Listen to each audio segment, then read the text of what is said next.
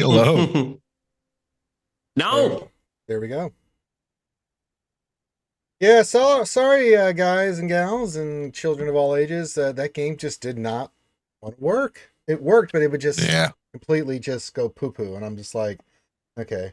So I've got some food on the way, so I will be eating this hour with you guys. So where are we at? We are at 531 out of 1,000. All right. If we can get to that 1,000, I'll do some shoeies. Wait, what? Do some shoeies. 531 out of that 1,000 for Karth. Oh, for a Karthik match. Okay. Yeah, for a Karthik match. So we're 531. He will match everything we do. So we need to really get the donations up there. So spread the word with everybody. Share it with your guilds, share it with your Discord stuff. You can get peeps in. We did GAC earlier. It went to poo-poo. But I was doing crazy shit, so we're just chilling with you guys. I don't really have anything to play at the moment. I'm just going to chill with you guys. If you guys want to see me do some shoeies, if we can get another $469, free shoeies. I'll throw it out there. Can't stand Foster's, but we drink the swill and the poison for that. If you guys have any questions you want to pose out, you're more than welcome. I'm just going to chill with you guys for the next 2 hours. Do you guys have another game? I'm gonna head off and get my food before I'm just doing SWGOH right now. Do you guys have any other games in common? Okay. No. So okay. And with my PC acting up the way it is, chill with you guys. I'm decorating castles in Conan. Okay. We have by the way, since Grim is here too, we have a fun D&D session today. They are getting ready for combat. So 8 p.m. Eastern time is going to be Dungeons and Dragons. 6 p.m. will be Grand Theft Auto. And that is going to be when, again, I regret my life choices. Karma is going to be joining on stream. She's going to be there for the first hour of GTA. We're going to have a reward open on Tiltify where you guys can ask questions of her. Yeah, we're only $8 away from 4,500 even. So pretty good job, guys. Pretty good job. So yeah, make sure you join us for the rest of today. And then once midnight hits, we have more games planned. So definitely make sure you guys follow us as much as you can. And of course, !Tiltify will give you the link to the Tiltify campaign and help us raise money for the American Cancer Society. Yep. So with that, I'll go ahead and pause for a little bit. And then I'll be back in a couple hours and take over from Ranger. There you go.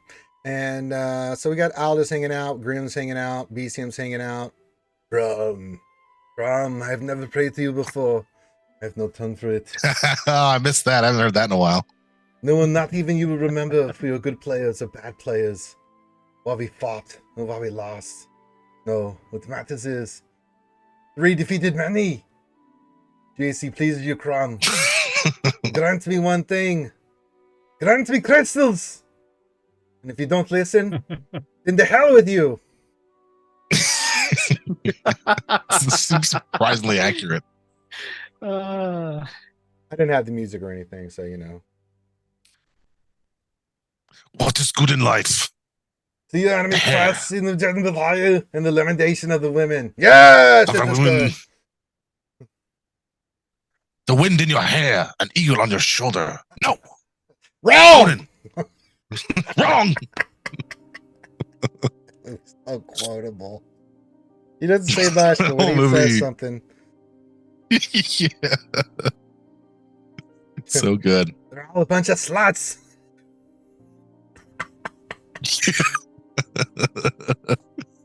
Oh my god. If you got any questions, yes. Classic. Because what is Crumb's favorite non-SWGOH game? That's a good question. You are definitely in the puzzle game. He has melted my brain on many a puzzle game. So I got a new one for you, Ranger. Oh, where goody. You take what are we doing a picture that one? of something. Oh, jeez. Yeah, and then you hold up the picture to the world you're in, and then those objects appear in that world at the size in which you're holding the picture, right? So it's like the closer and farther away you get from the space, the larger and smaller the items will be, even though the picture stays the same size, obviously just holding it. That sounds fabulous. But the distance to where everything is in relation to that. Yeah, I got some weird ones. I don't know. Favorite non-SWGOH game is hard just because I play a lot of different games and I love different games at different times. But right now, probably really loving some Baldur's Gate 3. Baldur's Gate 3 just came out. That thing's freaking sweet. Yeah. So good. So good. So good. Yeah, I don't know. I if you're talking about like favorite game of all time, I think we're talking like that kind of question, then probably I'm torn on that one.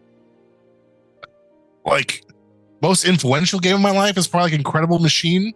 Probably like the yes, somebody actually played it other than me. yes. The game is so good. I love that game. Game is just still baller today. If you go pick that thing up, still good. It's that worth probably, picking up the old DOS emulator for. Yeah, definitely. There's like Gizmos and Gadgets. It's probably like one of the other more like formative ones of my kid. Lemmings, of course, is probably up there. Like started my like love of puzzle games and weird stuff. I don't know, man. I love a lot of games. Yeah, for me, I love top two for me is Castlevania Symphony of the Night. Oh, that's a good one. That is one of the best. And then Final Fantasy VII was the game. Ooh, yeah. So I remember. Did you play Bloodstained, Ritual of the Night? Yes, I did play that. I They played did a also- good job on that one. Yeah, very good. Like trying to do Symphony of the Night again, but like different and better, and they actually pull it off. Yeah, I'm big into the Castlevania series. I fell in love with that series on Castlevania. Second one was kind of weird for the NES, and then the third one was pretty solid because that a la carte. But then two is two is weird, wasn't it? Those are hard games as well. Like number 2 is wonky. Well, yeah, because you have to build Dracula up. It was really strange. 3 was like 1 was, but it just used some new mechanics and characters, so it was pretty good. Contingent, do you enjoy Jedi like Fallen Bloodlines, Heinze? Oh my Castlevanias. Oh yeah, Bloodlines was fun. Yes, we all like Heinze failing at Jedi so far. Ranger, when are we? Oh no, did you not do well? When are we gaming again? I got some work to do there for the COG. I'm having some problems with my PC and stuff, so I'm gonna have to get some stuff set up. So let me get through that. I'm in the process right now of putting that goddamn Beskar costume together. Oh my, I think it's good. Because we got the new pieces coming in that I have to paint and do the full chrome on. It's gonna suck. Crumb. Oh come on, you know you enjoy doing. Do you like movies about gladiators? What? Airplane reference. We who are about to die salute you. No, it's from. Oh Airplane. yes, there we go. Okay. Airplane. Yeah. Crumb, you ever seen a grown man naked? Do you like Turkish bathhouses? God.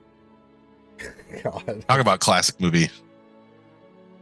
So we're just chilling with you guys. The next Yeah, I 2 need hours. to drift. You guys are absolutely incredible. All right, Thank you Aldous, so have much a good for one, having me buddy. on. Thank you so much for tolerating me. Yes. And honestly, so far, I think I would give this stream about a 4 out of 10. Okay, get the hell out of here. Wow. I think Just you get could do the a hell lot out of better. here. I'm just saying, 4 out of 10 for me. It just Hopefully it improves. Your presence is a 4 out of 10 for saying that. You do that too. Okay. All right, the Fantastic. Scottish judge is leaving the Okay, building. I'll see you soon. All right. Love you all. Good night. Take care, Thanks, Good Aldi. night. So See you you tomorrow. can ask us anything, whether it be morning. Swuggo related. You guys know the deal when we got Crumb on. Don't ask him anything for the future. I'll cut it off immediately. We don't play that joke. Yeah, No, just no. I'm not gonna talk about it. I can't reveal anything. You know Right. me. You think they would learn when I was the beta tester, like, no, guys, I can't tell you what I'm working on. God. How many times do you think you've said this exact? Like, Oh. I won't call it a rant good because that's Lord, unfair. All of us have said that on these streams. Like, we Yeah, can't like, talk what is- about it. There's this little cool thing called an NDA. Yeah, still follow my let's talk about NDA. the amount of time. How many hours of your life have been spent saying that exact phrase? lot. Good I God. would say plethora. A long time. So you can ask anything you like for any of us. So yeah. Or you can ask the question. Doesn't mean I'll answer it. No, so just be prepared. And I might not even ask it. So, Groot, what is Crumb's favorite character kit in Swuggo? Oh, that's a good question. What character do you like?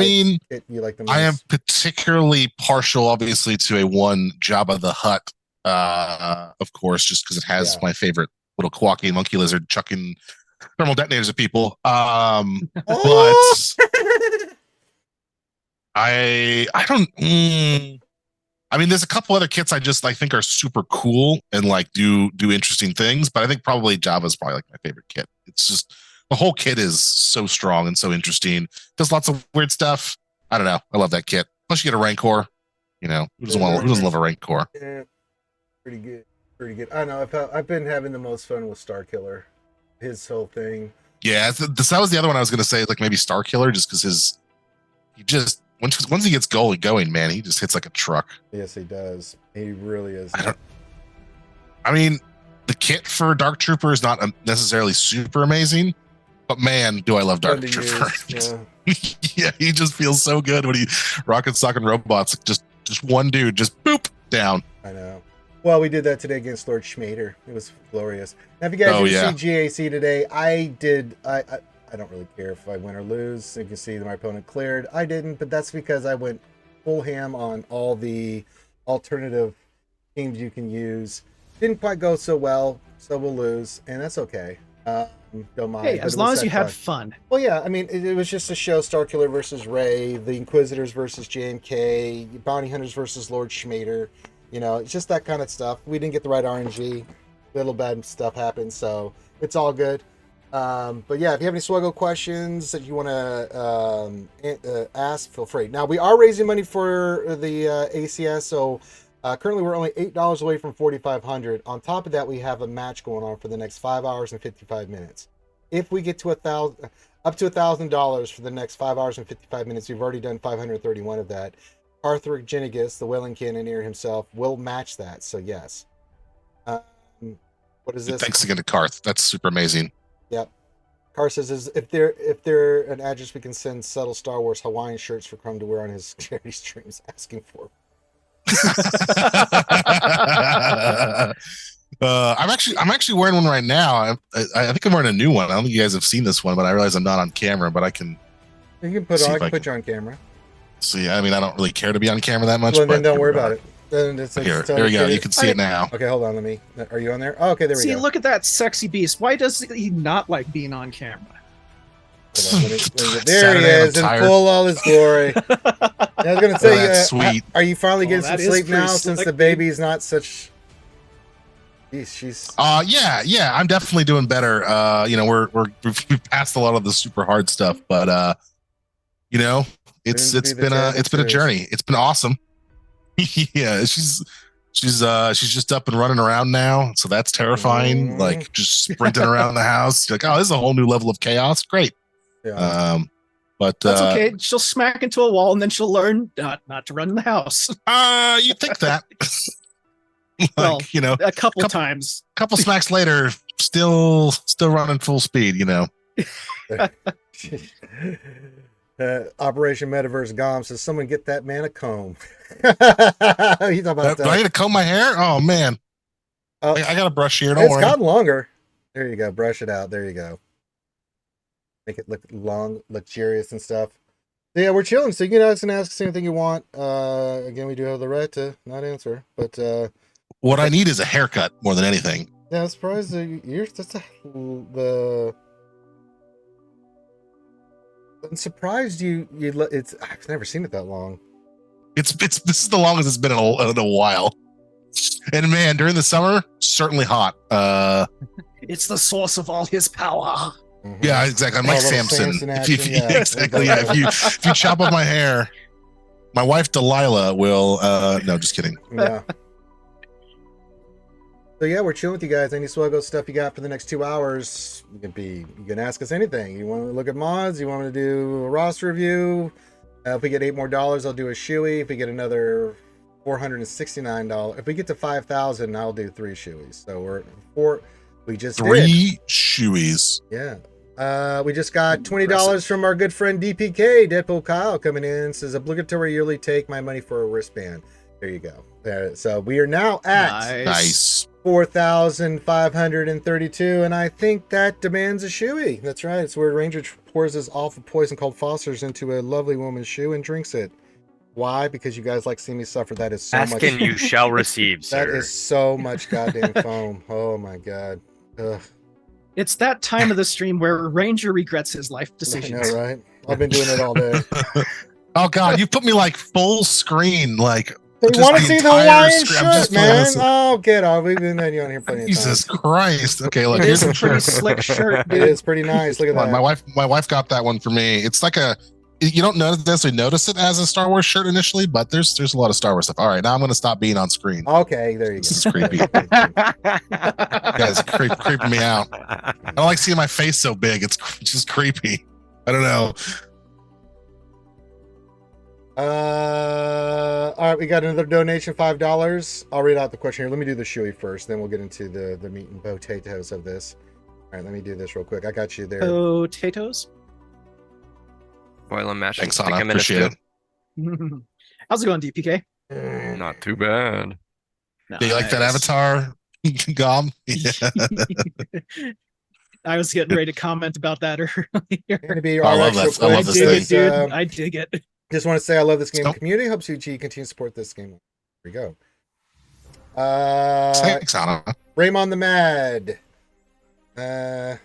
I'll ask it, but pretty sure I know the answer to this one already. So, but thanks this question, Crumb. What are your favorite aspects of Heroes of Middle Earth? Can you explain to Range why you should play it? No, I'm not gonna get involved in another goddamn mobile game. I mean, this has got a Balrog in there. That's pretty cool. Yeah, I mean, I think There's more, they're obviously so- similar in a lot of ways, but I think there's a lot of interesting differences between that the team is working on. So I think as they get farther in their lifespan, they're going to get more and more different over time. Having seen the things that are coming down the pipeline, there's some real cool, unique stuff coming. Thanks, Lynn. I'm thinking this is also how his SWGOH knowledge will aid in building his roster and help other new players. No! One game is enough right now. My God, I can barely keep up with SWGOH. Good Lord. Raymond, we're not going to answer. But, I mean, he's asking, are we ever going to see Disan and SWGOH? With, I mean, future characters and stuff. Maybe. They're not, yeah, it's a maybe. You never know. Soon, TM. Yeah. The answer to any question about is this character coming to the game one day? Maybe. Yeah. Could be. Even if it was, it would still be maybe. Until it's out, we can't talk about Yeah. it. Anything that's out It could be now, either way. Maybe we they can come to the talk game. about it. Anything in the future, maybe. Can you imagine though when this game started, when people were like, "Hey, is this character coming to this game?" Yeah, let me look 8 years into the future about what characters are going to come out and what the meta is going to be like, and which squads. Like, oh well, this faction really needs a tank. Yeah. Like how do we know that stuff? Like, yeah, we have a ton of ideas for characters on. We have a big roadmap going out multiple years, but also like we evaluate that roadmap regularly, decide like, does this make sense for the current meta of the game? Does this make sense for what we're trying to do? Right? Like there's a number of changes that can happen, within, some amount of time here for us to throw in new characters if we want to. But, we have lots of ideas, and any of those characters could come to Galaxy Heroes pretty much. We've done Star Killer, we've done non-canon characters, we've done all sorts of stuff. So we've done our own characters. We've literally made our own character. Groot wants to know when is Dark Helmet coming to SWGOH. Probably never, since they don't own the rights. Yeah, I could say, When their Schwartz is as big as his. As much as we would all love that. God, would we love that. There's few times I can say definitively no to anything, but I'm pretty sure I can say definitively no to Dark Helmet. I don't. I think sad. I wish. Look, I'm not against it, but reality probably more unlikely than other characters. All right, another $40 from DPK. Says, hey, I just met you and this is crazy, but there's my number. So call me. Maybe. Call me, maybe. Okay, all right, DPK. I had to read that, and then I was like, okay, that's about as much as I can swallow right now. Baby Yoda Wait, eyes. does it go on? No, this is the song. Yeah, just moving on. Yeah. It's the chorus to Call Me Maybe. Yeah, moving on. For the Kage, what we need to see is the Eternal Throne to spank the crap out of the Sith and Jedi meta we have all over this game. Maybe one day. Maybe. Baby Yoda eyes, can you tell us all the characters that won't be added for GLA requirements? No. I could tell you some of them. Yeah, the ones that are out. Yeah, the ones that are out. Yeah, that makes sense. Yeah, they're out right now. I could say definitively Dasan will not be a requirement for GLA. Well, there you go. They're a good answer. Dark Helmet, not a requirement for GLA. No, confirmed here. Good, confirmed. Fourth Okage question for Crumb. Have you finally relicked your General Grievous? I have relicked up my Grievous. He's up to relic 7 now. He's doing nice. I moved my actual stuff over here our actual droids over to his squad now because everyone, you guys forced me to put them on the Newt team, and it was disgusting. But I finally got all the Zetas, did the whole thing. They're all ready to go, and they hit like a truck now. It's great. Western 3 or Alpha and Omega. When will CG do a Spaceballs Hero Collector game? They don't have the rights. I think that's a previously answered question. That's our fourth player, the fourth game we're gonna make. Right now we're on game 2, but game 7, man, you watch out for that Spaceballs game. Yeah, when they change their name money from Capital Games to Ludicrous Games. Yes. There you go. Yes. Oh man, I wish I could do that on the forum somewhere. Just like rebrand everything out of nowhere. I am not even answering that question, Groot. Yeah, good lord. Ramen, how about a Nemesis style unique for characters that went into against each other in Star Wars media, like Mace versus Django, Inigo, Tuskens? Discussion. Nemesis style unique. We had something similar to that, right? Where Mace would get his head chopped off, or Django would chop off Django's head pretty much instantly in the old territory war ability modifier stuff, and it doesn't feel great to have like a one-shot ability on that stuff. And maybe there's a way that you make that more interesting, but like those matchups feel so few and far between that I don't know. It just doesn't seem like it's gonna be that interesting. But maybe. Baby Yoda, Spaceballs, the mobile game, the search for more money. That's Spaceballs. That's Spaceballs. The mobile game 3. Yes. I think. Yes, Spaceballs. There is no respect for the kids love these. So as you can see, I've relicked up my Night Sisters. They're good for now. They're Relic 5. They're not going anywhere. We are going for the Wookiees, and we're going to get them to... Tarfel's going to go to Relic 5. The other two, Clone Wars, Chewie, and Zelba, will go to Relic 3. I'll work on them this week since we've got Conquest. Crumb, y'all got to break up Mondays on Conquest. Jeez. Jeez. Conquest, TV... what is it? Conquest, TV... end of GAC. Mondays are rough. Yeah, Mondays are really rough. Really rough. Yeah, it's definitely something we've been looking at, like trying to figure out how do we balance the schedule with all that's going on. Like, oh my god. The raid is. Yeah, I mean, I think we've agreed after doing the raid for a little while now that like the cadence might be a little too frequent. Obviously, if we drew out the cadence further, we'd have to adjust the rewards to be matching what they are. On a day-to-day basis, but I think that the raid is a lot to do constantly. It's just Monday. It's just so much, so much. I do appreciate that GAC isn't actually 4 weeks anymore. I will say that has helped a bit. Yeah, we have this giant Excel sheet that has all these different things layered out, and you can see the days that are has a little chart at the top of it that says how many events are happening that single day, and you can see that there's it's flattened significantly since before, and switching to this 3 month or sort of 3 week 4 week cadence thing has been helpful, but yeah, I think there's still room to grow there, to say the least. Jack Daniels, how does the studio land an IP? Could your people reach out to the Mel Brooks people? How do we land an IP? I mean, that's probably a larger question for how does the poll... bidding when the rights become available? That's it. Well, yeah, it's I don't think Mel Brooks is actually going to do much speaking on, and his people can't really speak on his behalf because reasons. Yeah. I mean, unless a necromancer somewhere. I don't know. Look, I'm not involved in the pitching process of how that works, but I know there's a couple ways where it is Ranger said, the IP comes up for bidding and people bid for it. There's also the other side of the coin where it's I had this great idea.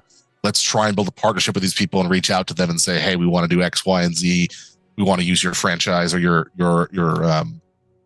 I guess franchise is fine. And try and work together on a contract. I mean, that's also possible. I guess this is a real answer to a question that probably wasn't a serious question, but there's a number of ways in which you can get it. You can acquire an IP.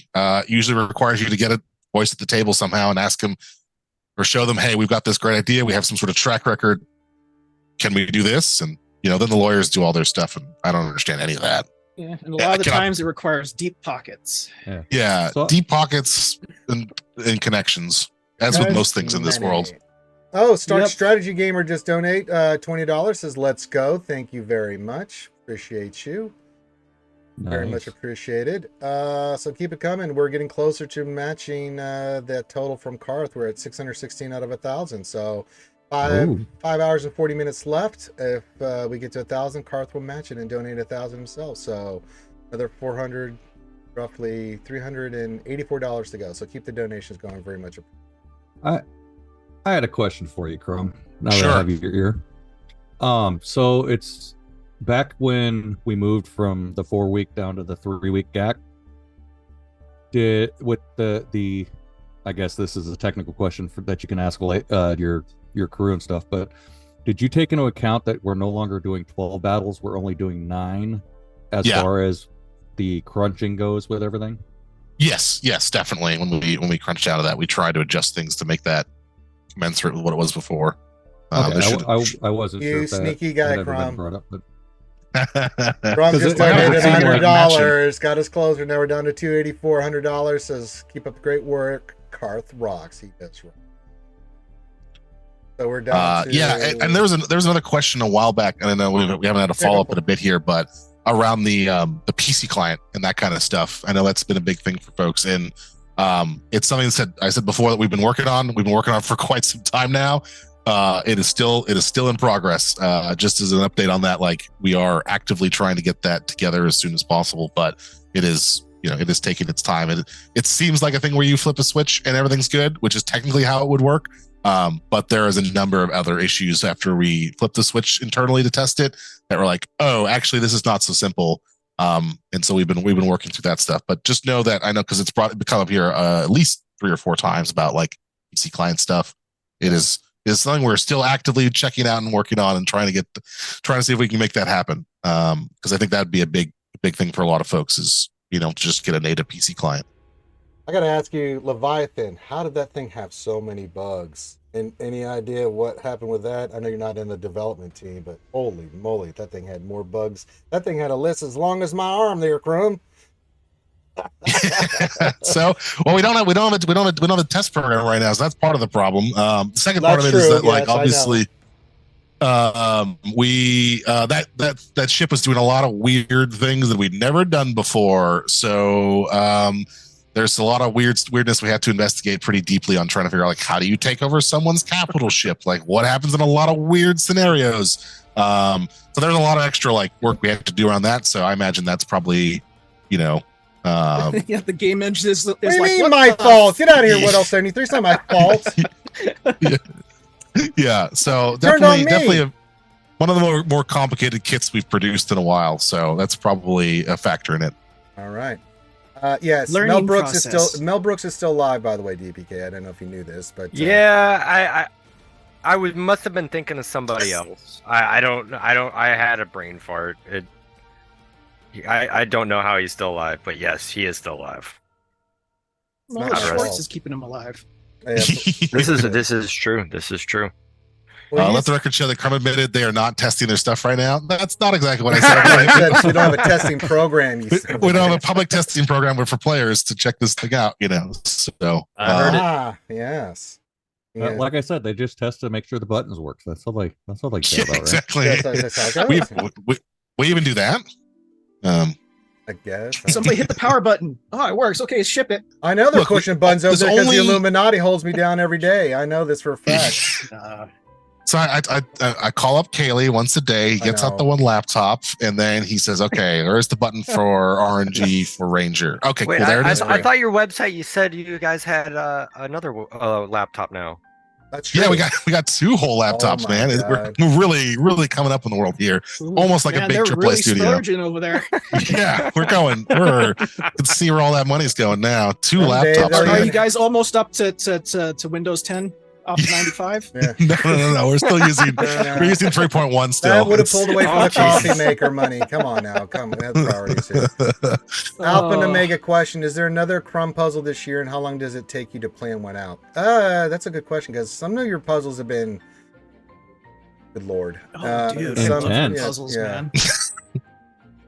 Well, I'll say I've got one in the chamber I've had for a while now for for one of the games, and it just hasn't had been the right moment to deploy it. So I've sort of shifted roles a bit, but I'm still trying to do puzzles occasionally for games. So don't worry. There's still one coming, and there was one looming for you guys at some point. Oh boy. Oh god. See you in the holiday season, folks. Oh boy.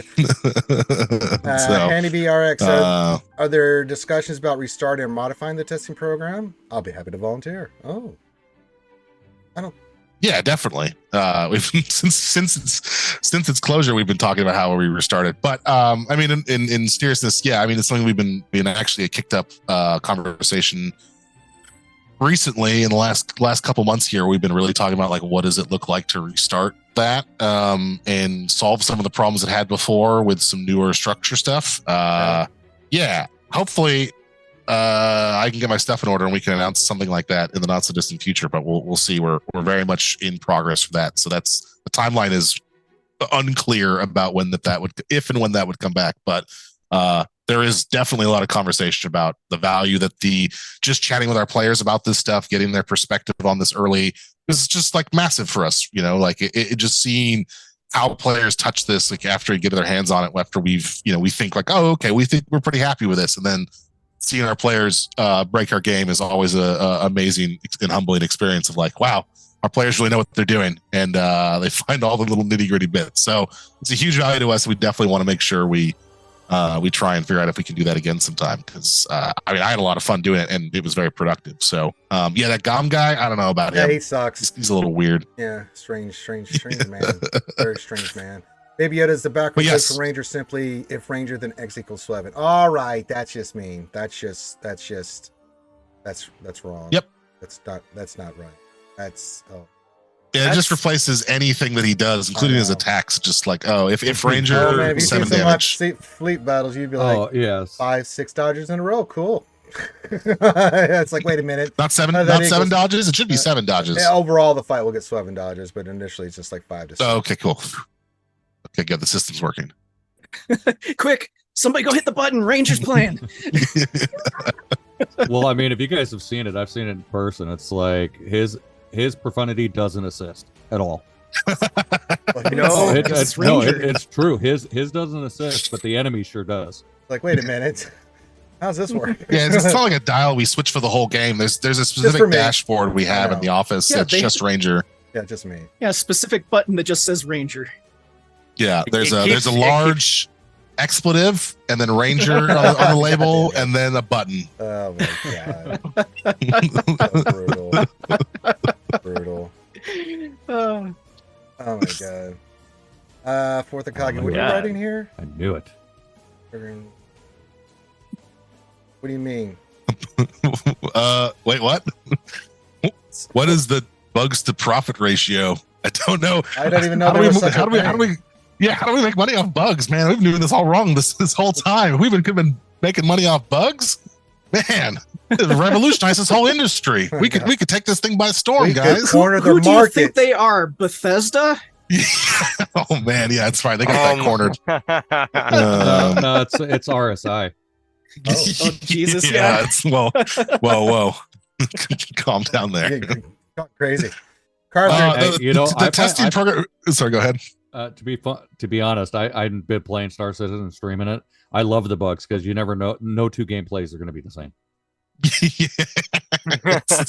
It's really just like real life. Yeah, I mean the answer is the test program will return when we've solved the issues with it and I can spin it up again. That's the answer. Well, stay tuned. Also, yeah. That's soon oh my PM, god, Karth. maybe. Yeah, so I did say I would shave my head if we reached our goal this year. So if you want to see me as a shaved, bald, terrifying Wookiee, then yes, donate. I think you should keep the long hair, but you got to shave off the mutton chop. Oh god, I was gonna leave the chops and the mustache and just shave the head. I think that would really, be painful. Monster. Hey man, I drink shoeies for charity, man. Yeah. That's fair. It's fair. You've seen all the hot stuff I've done over the years, the the death nut, the chip, the chocolate, multiple occasions. You know, Oh yeah. We have the one chip challenge at the office that someone bought. Oh, the Pockies, yeah. Pocky, and I've been tempted, but I've not tempted enough to actually do it. It seems terrifying. Careful. Yeah. Drink a lot of Death nut. Pepto before you eat it. Yeah, that's what I've heard. Like, it just tears up your stomach. Oh God, it is so bad. All of It is it. so bad. I've only had one.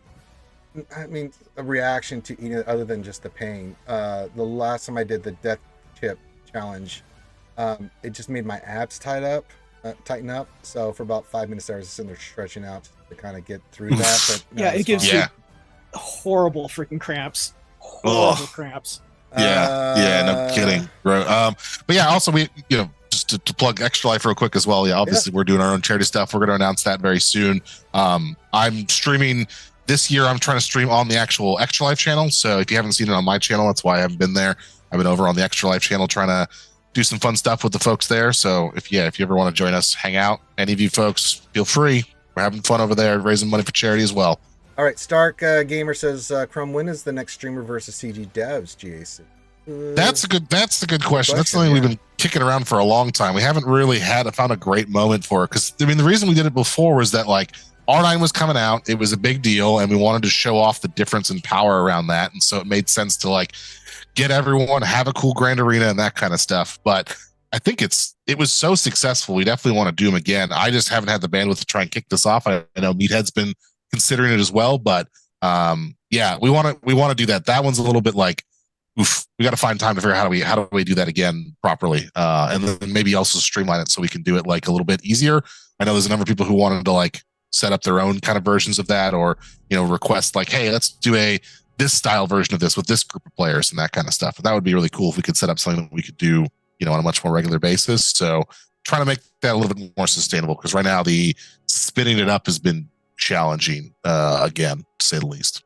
Yeah, that kind of ties into Horace's question. Seems you are and have been working a lot on PvE content right now, and for a while. Are you able to make any comments on any thoughts on PvE changes, updates? Pretty much what I think better question, because you can't talk about future stuff, is where do you think the state of PvP is right now with JAC and TW? Them not really been touched in a long time. Yeah, I think a long time is hard to say. I mean, we had GAC 2.0 or the whole redo of it a little while ago. I guess it's a while back, but PvP, we were doing a lot of PvP changes. We had like a good long chunk. We were really focused on all the PvP stuff that was going on.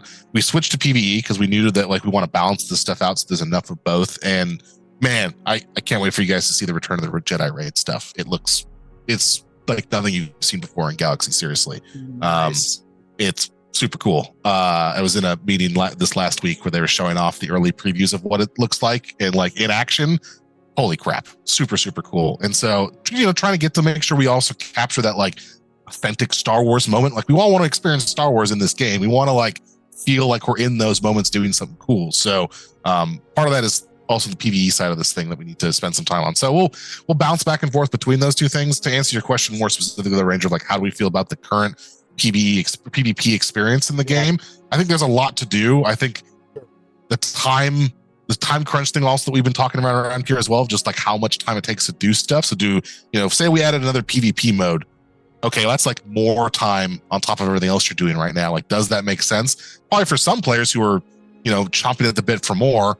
Maybe for less, more casual folks or people who just don't have the time to dedicate to it, right? That's asking them to put another hour or so into the game is like, not good for them. So we have to balance a lot of different players' needs on that, in that sense, right? Of like, how do we make it so, do we shift some time out of one mode to make sure this new mode feels better?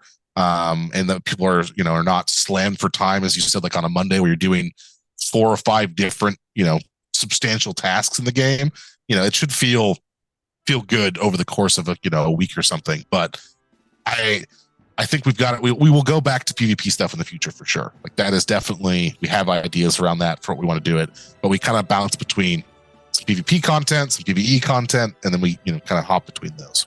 Yeah, the Jedi Cal event, man, it was like night and day with the Leviathan event. That event was flawless, man. Character and balance and stuff was flawless. So keep that up. Cool. Good to hear. Oh yeah, I mean, it was, you guys did a really good job on that event. I mean, it was cinematic, had a little bit of stuff, but it didn't. You know, you could do it at Gear 12. There were some puzzle parts to it, but you guys did a good job of capturing Jedi Fallen Order on that one. So Sweet. Yeah, I love the little train bit on there. It's super cool. yeah. Oh, we're getting ready to buy the wolf. Robin Hood of SWGOH. Hey, Wolf. Thank you for the raid. There, Wolfie. After 12 hours, he's done streaming, so that's good. The only time we'll ever outstream Wolf when we're doing a 24-hour stream. That's the only way we can beat him on a stream time. Let's see here. I'll go into this stuff. Oh, Baby Yoda Eyes. Crumb, how's the video game you've been creating on the Extra Life channel coming along? Oh, it's been good. Yeah. So one of the weird things we decided to do this year is I grabbed a couple of people in the studio and I was like, let's just like game jam each week or every 2 weeks and just come up with ideas from chat and come up with a game idea and then we make it, right? And so we did our first like 2 weeks. We came up with a game and it turned out actually better than I expected, like actually pretty good. It wasn't, it's not the best game in the world by any means, but like it actually came together and it's a game and you can play it and it's fun.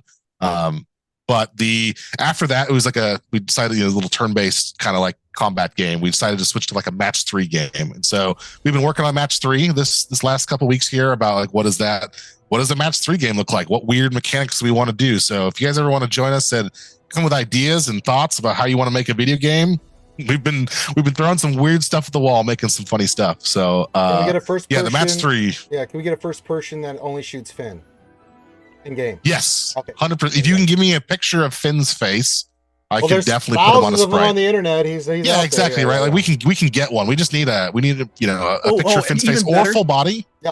Yeah, sure. We got a picture of that today too because he was in the AI Finn. Oh, that would be pretty good. That would be good. Yeah. Yeah. That's the other cool thing as well is like I'm not an artist by any means, and we're doing a lot of stuff guerrilla and very, very not high quality. But if you want to go on to something like Mid-Journey, you could just say, hey, make me an asset that's this dimensions by this dimensions in this style, and it pops it out there for you, man. Like video games are easier than ever to make. It's kind of nuts. Okay, so we are raising money for the American Cancer Society right now. Currently, we have raised $4,862. We currently have a thing for the next 5 hours. We've raised $716 out of the goal of 1,000. And if we raise whatever we raise during that time, Parth will match. But if we get to up to 1,000, he will match $1,000 and donate to the stream today. So if you guys want to help for that, we are $284 short on that goal, and that's what we're mainly doing today. Right now, we're just chilling. We've been playing games all morning and doing stuff. We're just kind of chilling with you guys for the next hour or so with our boy Crumb and Grim and BCM and myself and whoever else wants to pop in. Different streamers will come in at different times, but that's the main thing. If you do exclamation Tiltify, it'll pull up the Tiltify campaign. Please donate to the Tiltify. It goes to the charity 100%. So if you guys want to do that, feel free. And if you have any questions right now for any of us, feel free to put that in there. We're having some fun with Crumb. Just answer some questions. We appreciate Crumb just hanging out. We all just beat the crap out of each other. Well, they mainly beat the crap out of each other. I beat myself a little bit in the game, but Gang Beast didn't go quite well for you. But I'll try to get that thing up and running. I got to figure out what's going on with my PC. So there you go. Hey, speaking of, your title to the stream still says Gang Beast. Oh. For the game. Oh. Yeah, tighten it up, man. I'm just letting you know. I'll take it out. We'll just do just chatting. How about that? Does it work, everybody? Just chatting? Okay, we're just chatting. Yeah. Super. Thanks for asking. Everything is super. Don't you think Tom looks cute in this hat? Question from Overkiller. Hello, Ranger Skewer and our favorite guy, Crumb. Great job helping out those in need. Crumb, can we make Conquest fun again? That's such a subjective question because a lot of people like Conquest. Trust me, they're out there like Ram and stuff, and there's some like me. They're not such a big fan, but I don't know. How do you feel about Conquest right now? Yeah, I mean, it's a complicated question. I say we have a number of like strike teams inside the studio right now that are looking at like different aspects of the game, and Conquest is definitely one of them. Of like, how do we make sure Conquest maintains interest in there, but also like how do we keep like reinvigorate it a bit and keep it going with some new stuff to it. So yeah, I mean, I think Conquest is great. I love the mode. When we initially released it, it was one of my favorite modes ever we've released in this game. I think the potential for that mode is huge. I think there's more we can do to help keep it feeling fresher and not feeling as stale. I think like by the third one of each of the characters, I'm just feeling not super stoked to finish that conquest. So I mean, I think there's a balance here again with like the different kinds of players. That some people like Ram, as you're saying, love the mode where how it is now gives them space to use a bunch of squads. Then there's me who's kind of like in the middle of like I like it sometimes, and other times I'm not as stoked to try and finish it off, and I feel like I have to do some work to get it. Yeah, I have to do work really kind of to finish this thing off. Versus, man, I'm super stoked for this. So yeah, I mean. It varies from conquest to conquest. Some are better than others, It's going to vary. So if I could interject real quick, sure. Who is that voice? Because I love the fact that you guys put simming in there. That has made my life infinitely easier. Oh, thank God! Yeah. We were talking about that for a long time, and I'm waiting for that to happen. I'm doing usually 6 to 9 refreshes of conquest a day, so powering through that many battles gets really tedious. Yeah. So love that. The only thing that I would love to see added to Conquest, like everyone can fight defeats and whatever else you guys do. I don't give a crap about that. If there is some way, either if we get to Sector 5 and then it opens up a massive Jawa store that lets us barter data disks or outright buy data disks, or something that allows for us to kind of fine tune the build we want to do that helps us complete it or play it better. I think that would help encourage players, I guess, because that's always the problem that I have, and I know that's the number one complaint with the communities I'm interacted with, is that if you are on the verge of red boxing but you don't get an ideal data disk setup, it can be pulling teeth to red box that for that particular conquest. Interesting. But the next conquest you could smash right through it because you got your caustic emission set up and you just go in and with your gear 11 team and you smash every node because they take a turn and then they obliterate themselves. Gotta love caustic emissions. But I think that's the biggest thing for me in Conquest that I would love to see some improvement on, is some way to help kind of either, like, I know there's a reason to incentivize different things, but like if you could at least buy like either some blue ones or things that if you have things that you want to sell with the Conquest Pass, then they aren't available at other places, that's fine.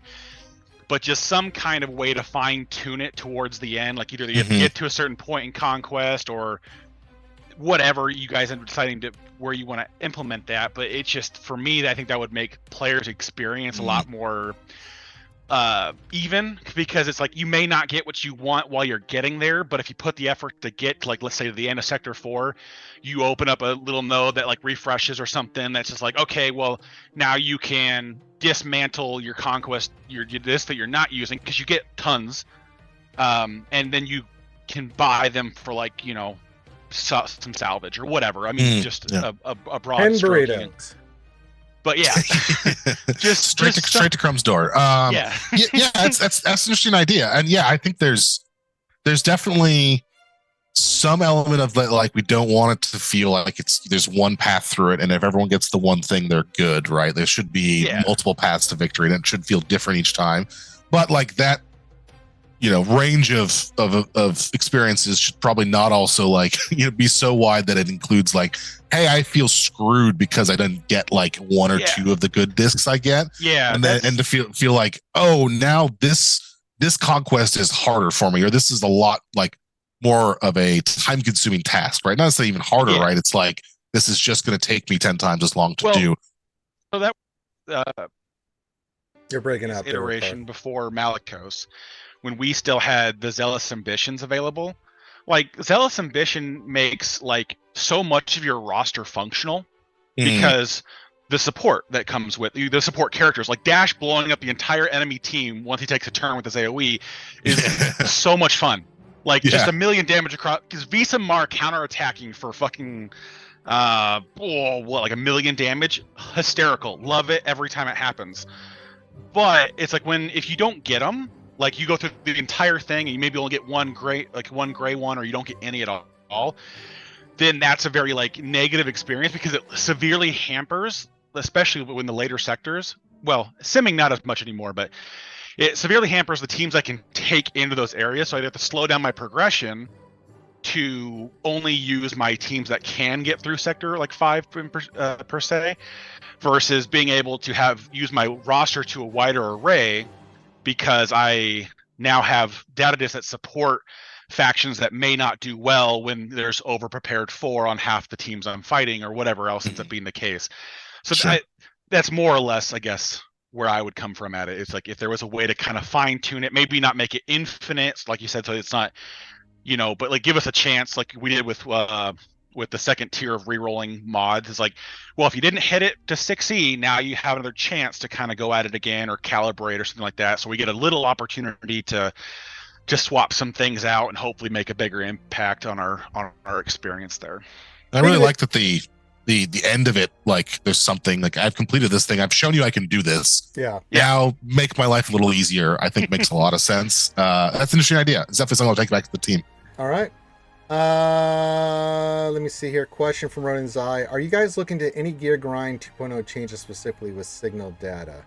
And I'll reword it there, Crumb. How you feel about where the gear economy and gear levels and stuff? I think with what you guys have done recently, getting to Relic 0 now has been fantastic, but getting to higher relics and stuff is a big issue for a lot of players to get the pieces. I don't know. How do you guys feel about where gear is in the gear economy? I know you can't get into like future stuff, but like how you guys feel about where it is right now? Yeah, it's probably a better question for our econ guys and whatnot who are working on this stuff, because they're deeper. Let me go message Crazy, get her ass on here. Yeah, exactly. Yeah, call up Crazy. Call up our head PM. They'll help figure that stuff out for you. Yeah, I mean, I always know it's an ongoing process. I've seen that we're always monitoring this stuff. It never is done per se. I think we make some good strides and inroads into that, but then over time it's going to change different. Yeah. It's going to change, it's going to evolve, and we're going to need to do the same thing. Like now, hey, imagine if 6 years ago, hey, getting to G12 as easy as it was now, that would probably be too fast. But now it's like the game kind of needs that, because you need to get to relics for a lot of these events and whatnot, and to like use datacrons and all these different things now require some kind of relic level. If everything's stuck at G8, that means I don't even, if I wanted to participate, I can't. So that's bad. So we have to find these kind of like these peaks and troughs in people's experiences throughout the life cycle here, right, and try and make sure we flatten that to be a little bit better. And then here's the fun part, as you change one, the rest of the entire graph changes completely, right? Because now you've drastically changed how like early part in the game X, now this happens, and now I'm not worried about X resource, but now another resource is pinched because I'm using all of this now that I wasn't using before, right? And so it's a complicated thing. So I know they always want to step through it piece by piece, because it's so nested and built on top of each other, right? It's not like you can just pull out one piece of this and go, I'll change this one thing and that will affect nothing else. All of it is all intertwined. So it is something that they are very cautious to do, but also they know that like, hey, we've got to regularly upkeep this thing. So I don't think I answered whether feel good or bad about the current gear economy, because I don't really have an insight into that. I know that's the real question. You want to answer is like, just give the best. Well, like cryotechs are supposed to ease the gear crunch, right? No, don't remind me of this. I know.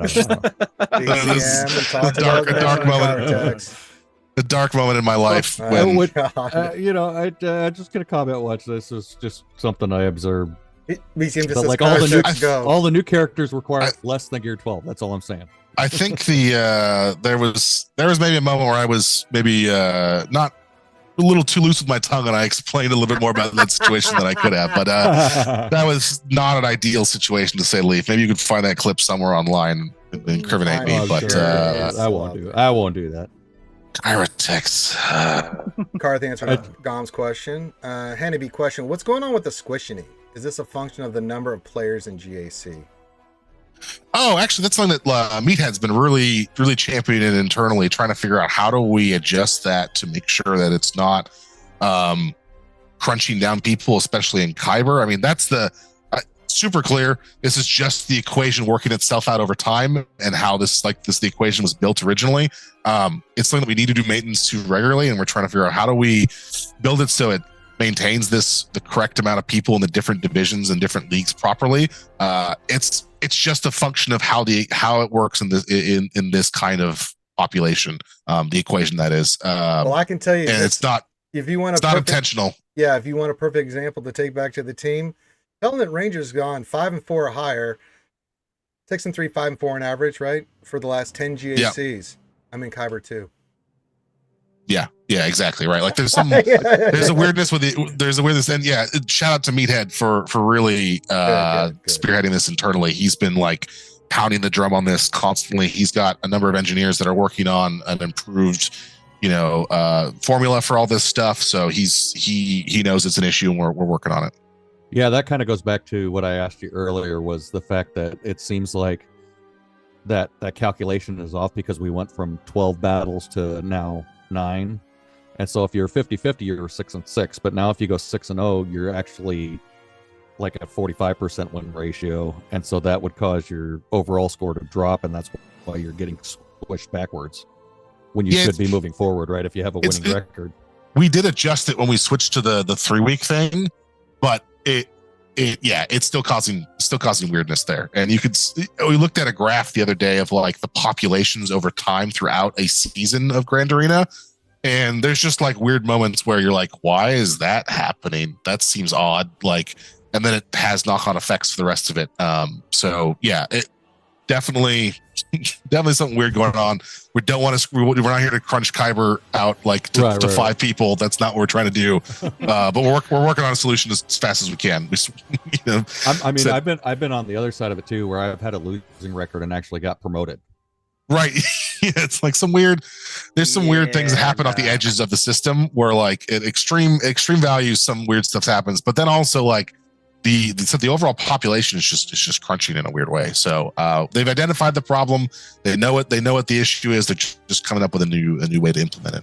Okay, we got some breaking news in the chat. It looks like Gom is coming back. What do you hear about the simming? If you can sim Conquest, yeah. Yeah, so there you go. You can sim the treasure nodes, so the nodes that give you the datacron materials. You can sim those after you've completed it once. Yeah. So then you have to complete the normal conquest as you would have previously for whatever crate that you want, and then you can go back and do your datacron stuff. Now you don't have to complete conquest or get anything to sim it, the treasure nodes, but it's only the treasure nodes that are specifically simmable. Everything else has to be completed as before. Yep. And one of my favorite people in the whole wide world is in the chat, Ahsoka Meow Meow Meow. So glad to have you here, Ahsoka. Hope you're doing well. Now we just got another donation from Ron Calamari, $100. Thank you very much. That puts us at, well, no, Thane did another $2 donation. And Padfoot in there, Ron Calamari and Padfoot. Is that put together as one? Sorry. Oh, okay, it was the whole thing. Okay. Question. All right, I'll get your question here in a second, Thane. So that puts us at $818 of the 1,000 of our current where we're trying to reach, because Karth will match in the next 5 hours. If we get to 1,000, he will match 1,000. You can still keep donating, but once that's hit and we're $172 away, then Karth will match that and we'll donate that to the cause. And we just hit over 5,000, so I have to do a shoey. Shit. Yeah, let's do it. Let's make this happen. All right. Oh, God. Thing, question for Crumb. What is the progress of getting a possible 3v3 TW? Also, has the excitement of CG... Please no. Please no. Please no. Don't say that. That's what it's Thing's thing, yeah, man. This is Crumb's personal opinion. This is not the opinion of the studio or anything else. I do not like 3v3. I find it incredibly frustrating, but that's me. So for me, I sit on the fence of it because I enjoy the uniquenesses that come with 3v3 and how you have to retool yeah, like you've already mastered everything else, right? So I'm still mastering the original game of 5v5. I don't have the bandwidth to also set up 3v3 queens. Okay. Oh yeah, no, I'm with you. But that's the other thing is that grinds my gears about 3v3 is it is the only game mode where we play with 3 characters. Yeah, that is a big part of it. Yeah, for sure. Right. Nothing else in the game we do it. So the problem is you get so sedimentary in the 5v5 dynamics that it's just for a lot of players that like in your situation and as you go up higher, the clear confusion of why things aren't interacting the way that you thought that they should is because because you're down 2 characters, so your offense dropped by 30% with this team now because you don't have this you don't have all those things. So there are things that like Fennec becomes more powerful in 3v3 because you're not taking her with a 5v5 squad, and it's like, oh, there's only 2 allies, so now we're going to still get 50% of our stats. And so there are things that kind of move over the board that have their pros and cons. But since the rest of the game is 5v5, everything's 5v5. You know, the raids, the TVs, everything. I have a 5v5 hammer, and everything looks like a 5v5 nail, okay? I can't handle these 3v3 nails. It's just, I think it's exactly that. Yeah, exactly that, right? Like I've learned very well which matchups work in Grand Arena and whatnot, and I know the 5v5 matchups well enough, but I'm still learning even the nuances to that. And then to have like a whole set of like entire new spreadsheet of teams and ways to like, oh, I have to recontextualize this again around 3v3s. You said with like squads like Fennec and whatnot. You're like, okay, or Tuskens, or it's just another layer of stuff that where my brain goes, I'm still mastering the first thing. I can't handle the second thing yet. 3v3 was fun before Datacrons. Well, that'll get to our next question. Datacrons hit 3v3 went down. I'll ask the second part of the things question, get some more in the chat, but I have to make an announcement here. The Meow Meow, her Meowness, just donated $500, which means we are currently at 5,748. So I have 2 shoeies I have to do, and Karth, $1,000, baby. That killed Karth, right? Because Karth matched that 1,000. Yeah. Wow. Yeah, it's not there anymore. Wow. Yeah. Congratulations, folks. Thanks, Karth, as well. Seriously. Yeah, no problem. So we're 5,700. Is that with your donation, Karth? Is that what we were matching? Yeah, it includes everything. So when everyone donates because mine just came through as 1,000. Okay. But as it was being donated, it was doubling everybody's donation. So for everybody, like when they donated 5, it counted for 10. Okay, there you go. That's why. So it's the match, and then once it finally submits, then it comes through and goes, okay, now you get. Here's the total amount. Yeah. Okay, so the other thing, I thought I smelled something burning. Yeah, my brain. Swoga's gonna have to take a break for the month. I'm just saying. The other part is just. In Datacrons, how are you guys feeling about Datacrons? Because we just talked about Datacrons, the effect on 3v3 and the impact there in 5v5. How are you guys feeling about Datacrons overall? I'm getting a lot of questions on Datacron. I know. I definitely see a lot about that as well. I know we've had a lot of conversations. There's one of the strike teams is specifically around Datacrons as well. I think there's a balance to the power it provides and the duration it has. And I think that's the thing we still need to nail really tightly is like, how do we surface the value to players clearly? Because I think there's a lot of different stats and like early on, you don't know what like ability you're going to get at the end. So there's like a lot of ambiguity around the whole system. I think there's some challenges to interacting with that system, especially if you're a newer player, or like just understanding why you should care about it, right? Like there is huge value of it. Just to be clear, like the stats on there, like what else was saying in the chat there, like 400% defense, right? Like there are ways to use that system to great effect. It's just not immediately obvious to folks is what I've really noticed more than anything. It's that it's hard to know the value of that. And then also it feeling like it's going away after a bit. I need to know the value of that right away up front so I can make that judgment call now and not wait, because the value of it diminishes over time, as you get closer and closer to the expiration date. Granted, you do get, resources moved over and stuff. So there's value in investing now and then getting value later. But, it's like, if you're making the call between, I want to get this Datacron versus the next set of Datacrons, sometimes it's hard to know, like, should I go hard now on this one or the next one? So I think there's a lot of it is a complicated system, and I think it varies. Mileage just varies from person to person how much they like or dislike the Datacron system. You know, it's kind of all over the place. Some people like it, some people definitely hate it. Maybe it's not on the quite level of 3v3 in the community here, but you know, kind of similarly, it's all over the place in terms of feedback. In the broad strokes, Datacrons, I think overall have been a net positive. And I mean this by the fact that it gives us variety in the meta. Exactly what it was supposed to do, right? Like temporarily push different teams to be interesting and reward you for investing in these squads, right? Yeah, and I'm 100% for that. I really like that. That's kind of something we can push towards. There's the RNG factor. Great concept. Yeah, the downs. Well, and the thing is too is in the growing pains at the beginning were definitely rough. I think as we've gone through and you guys have taken the feedback and moved forward, it has been slowly moving Datacrons to the power ceiling on them is much more niche. Like if you have invested into this super like A team, you're willing to sacrifice 3 teams down under a GL to make this one team, you've got a real headache to deal with. Yeah. But that's okay because you've sacrificed 3 teams to do this versus me who I can still split Reba from Lord Vader, and I can put Lord Vader with his own team, and I can put Maul with his own team, and now I've got 3 teams to deal with that I can kind of make a little bit better with Datacrons. So it kind of gives us this power level back and forth that gives us some level of like, okay, it's not insane like it was at the beginning. Like I don't think anybody ever really wants to see Rey getting 75% more damage for every ally that's alive. I don't want to relive those days of like, oh my god, if I miss my window, I'm screwed.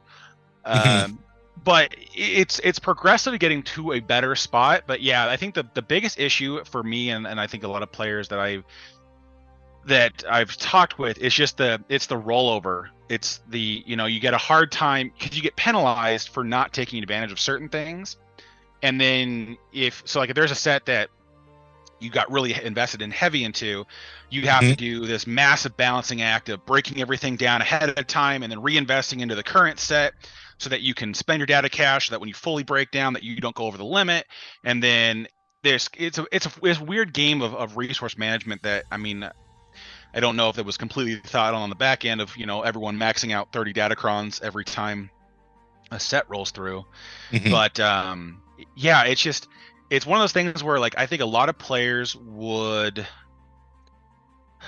maybe if the system was like, because you guys have been rolling around with reusing the same images, not necessarily the same name, but the same images for the same 4 sets or 8 sets or whatever it is. And there was just some way that the resources kind of fixated.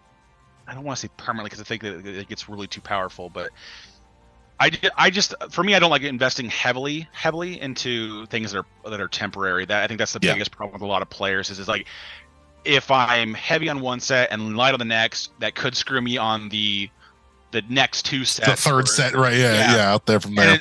When you break down from one to the other, so it's like, does this hurt me right now, or does this help me? Should I always go hard and save up 4,000 of every map, so that when things break down, I start with a couple thousand reroll materials right out the rip? It's like, it's this constant thing where it's like you're always on the FOMO side of things, and it's interesting to. I would be interested to see if there was a way to kind of address some of that stuff to where it kind of there's some more stability to Datacrons without having it be like, oh, well, if you don't always go ham, sucks to be you. Yeah, and the currency caps on some of that stuff is that you have to then scramble around the breakdowns to like make sure everything is in order properly, and that's like not great. I mean, Bernardo was saying, like, you didn't answer your question how you feel about them. I feel that they're incredibly complicated, and I can only Of course you answered it. I gave the right question. Damn it, Fourth Okage, you're in a certain mood today, and you're pissing me off, brother. You better chill out. It's complicated, and I don't know whether I should, like, half the time whether my resources are better invested there versus something else, right? Like, I just don't think the value proposition is clear unless you are going deep on it like you're talking about, and like really doing the math and going through all that stuff, which I think is part of the game, and it's a fun part of it as well. But I think I think we talked about this before, like there's an overall mental load that this game incurs on you to think about all the different parts and how they all work together. And datacrons for me are kind of like, I still don't know how to fit that shape into the rest of my brain, right? Like it sits to the side and I go like, yeah, I need to deal with that, but I don't know how. And I don't know how hard I should go on this thing. And that's the part that I think I just don't. Well, has CG's excitement changed over time? Has my excitement changed over time? I can answer that because it's about me, and I can't speak for the whole studio, but my excitement has definitely changed over time. I've actually increased my excitement over them. I'll say I was less excited about them at the start. I was maybe you could describe as not excited about them at the start. But I've come to understand them a little bit better, and or less scared of them, I guess, over time. Well, I remember Ranger's reaction to him, and it incurred a lot of crying. No, it's rage.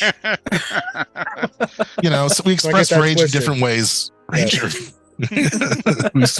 You can feel two things at the same time. That's okay. Daniel Tiger taught me that this morning. I'm a machine. That's not allowed. I'm a cyborg. I'm a cyborg from the computer.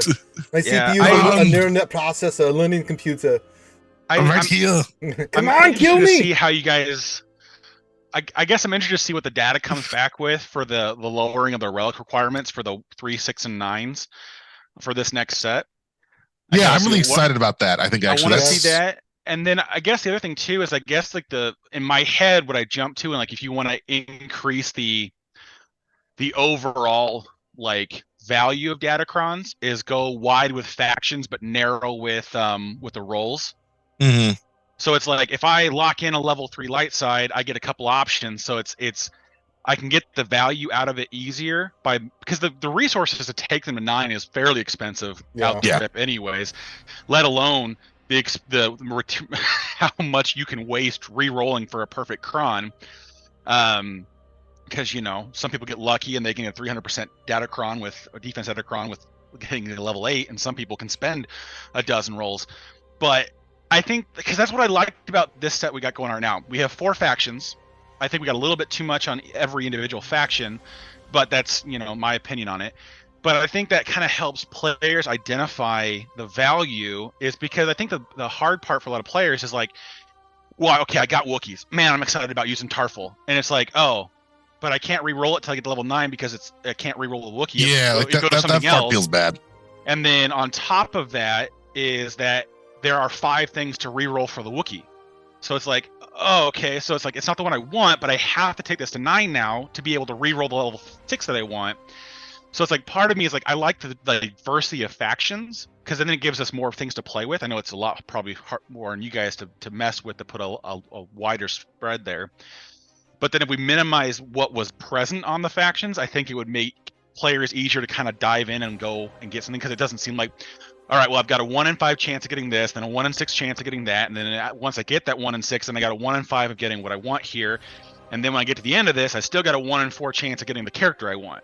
So it's like, or I can start a new datacron and then reset all the values in terms of roles I have on this thing. So it's easier for me to restart this. And then this is the mental load I'm talking about, where it's like I start like even in this conversation right now, I had to stop myself from tuning out and being like, I don't know, whatever Carth's saying, sure, okay, It's like no, okay, so pay attention, Carth, pay attention. Okay, yes, right. Well, it just breaks down to like this massive mental equation in your brain of like how you have to start sifting through that data, because it's just like you can tell by like when my account is like, when I don't give it care, it's like you'll see that the re-rolls are just like I'm just smashing things to level 9 and we'll see what happens. Yeah, exactly. Yeah. So player 2 has left the game. Yes. I honestly wish datacrons were just simpler in terms of just like the number of things that rolled on it, right? Like if there was just like 3 tiers of stats and then 3 tiers of abilities, or vice versa or something like that, and go like, cool, and that's it, it's done. I don't know. It would help me. It would help me, but I'm an idiot. So I think datacrons are really complicated. Is the true answer to this question, and we need to monitor them like crazy. And I know that people are. We're constantly making changes to them. Said as well. I'm also excited to see what the 1, 2, 3 relic requirements do, or 1, 3, 5. Sorry, do instead, because I think that opens it up. Because there's definitely been squads I've brought in like, oh crap, this guy's only R3. Oh man, I'm not gonna get the bonuses for this, and now I'm locked into Grand Arena, so I can't go upgrade that guy to like get the bonus now. I just didn't realize when I was putting the squads together that I missed out on that one guy. So yeah, I think that'll also just make it like more accessible to people. And as you said, I've gotten more comfortable with them as I've gotten my hands on them and played with them. So lowering the relic requirements to let more people touch more of them, I think helps us in the long term here, like actually understand the system a little bit better. So yeah, and like I said, I'm just happy that we're kind of, as we've gone into set 10 now, it feels like the power creep is kind of coming into a much more predictable. Well, that's the kind of like cool thing. That's the cool thing about the temporary power, right? Like while it is frustrating to invest in temporary power, it is like, or it can be frustrating, I should say, to feel like, oh, it's gone away. But it allows us to do a lot more crazy things, which was the whole idea at the start with Datacrons, is like, let us try something weird. If it breaks the meta, that's probably okay for 3 to 6 months, and then we'll not have to deal with that problem anymore. And if we really like it, we can obviously implement it into the game and as a different system or long term or something like that, right? That there's a cool kind of testing tool that we can do there for let's see what this balance feels like to players, right? Like obviously we do an extensive amount of testing on those abilities because they're complicated and they break a lot of stuff, but in terms of the meta, it's always interesting to see like, how do we shift that enough to feel interesting, but then also not so much that we're like pulling the rug out from under you either, right? Where it's like, oh, all the squads I normally have feel useless, and all these other weird squads that I never have now feel amazing. Like that's not a great scenario either, right? And so it's all different from person to person. It's just one of the more complicated systems released in a long time. Okay, Fort Takagi, get out of here, you. So I got a question for that too. How often does it happen when you guys are testing out some of the new stuff where you go, this is how it's supposed to be, you click the button, then you go, whoa, it's not supposed to do that? I think this, I mean, again, I'm not on the design side, so I can't speak to too much of that right now, but yeah, there's definitely moments where I like look at a kit and go, well, that number is way too high. Like that is a scary number. Or it's like uncapped, right? Or something where it's like, hey, this stat can just grow exponentially based on, kills or turns taken or something. You're like, well, someone's going to break that. I can tell you right now, one player is going to figure out how to abuse that uncapped thing. Go put a cap on that kind of stuff, right? So I wouldn't say it happens like often, but it happens every once in a while where I'll see something like me and like crazy will look at like a character kit in advance and go, yeah, you gotta tone that back, man. Like I haven't even tested this thing, but I can tell you from my experience that is going to massacre everyone on this board, right? Or something like that. So, but also I'd say like all of our players, we try and realize that like our players are probably going to push everything about 10 to 20% farther at the top, like at the very top end of our player base, the people who are super into the meta and know what they're doing, many of the folks on this call, are going to get probably 10 or 20% above like what we estimate to be the highest score that we think with the highest effectiveness of a squad, right? We always go, and let's pretend our players have their hands on this. Yep. Okay. They're actually going to get to this point down the road a little bit further because, the amount of volume of time you guys spend on these characters is insane. And you find all sorts of interesting interactions that maybe we hadn't considered, or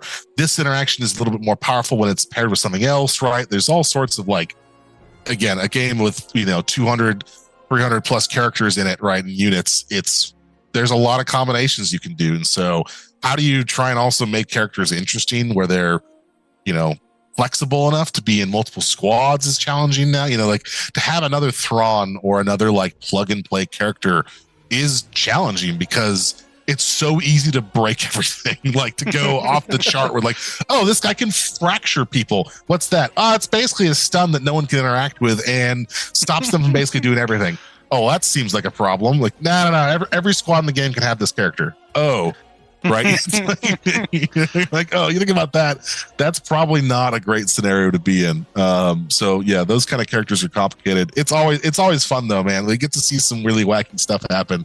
When we go into some of the build reviews for different characters and go like, let's see what this character does on this squad and go, whoa, this looks super sweet, or it's just even seeing some of the animations for the first time and just the visual aspect of it, right? Of like seeing, Leia's ultimate for the first time. You're like, I can't wait for you guys to see that. It's freaking sweet. So there's, the art team really nails some of that stuff as well, which I'm, excited to show you guys in the future. All right. Or I should say Meathead is. Cowboy just donated $20. I already did my shoeies. I'm eating right now. But Cowboy just donated $20, so thank you for that. That puts us at currently $5,768 at our currently where we're at. Well, 22,194. So thank you guys for that. We'll get some more questions here. I'm trying to get as many questions as I can, guys, but we're just more of a chill session here. If I missed a question, sorry. You guys are throwing a lot of them in there. Some of them are the same ones, so feel free to leave comments. Crumb's reading the chat. So he's seeing your suggestions and stuff. What was the last couple we had here? Let me just check these real quick for you. If Ranger misses a comment, it sucks to be you. I'm back at my computer. I'm back at my computer. I'll be watching. It's all right. Yeah, Crumb's watching too. Ron, any chance we can sim raid and get prior score with each team? I think the new system is designed to get rid of the whole I don't have to interact with this entire feature kind of thing, right? It should be, hey, play the game, have fun doing that thing, and then get the rewards. Granted, you don't need to do 5 different raids for ones that you've released from 6 years ago. So the spotlight raid or the featured raid is the is the one that you should focus on. It's a lot simpler. I think it's a lot better of a system.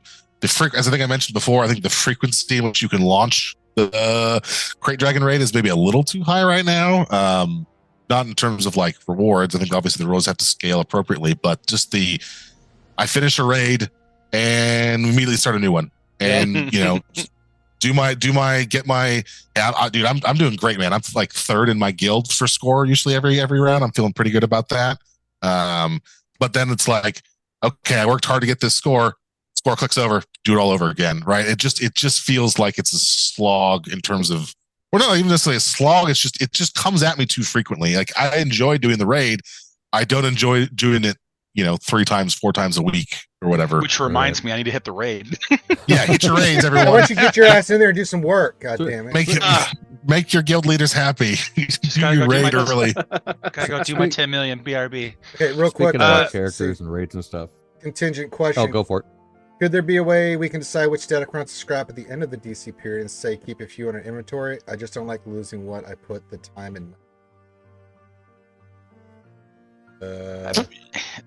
Not how the current system works, unfortunately. Yeah, I mean, the system is designed to chomp them up and spit out the new resources. So I don't know how, but you would just keep, assuming at some point you just keep the good ones and then hold on to them. And then now the thing we talked about earlier, which is is that it allows us to try things and evolve over time.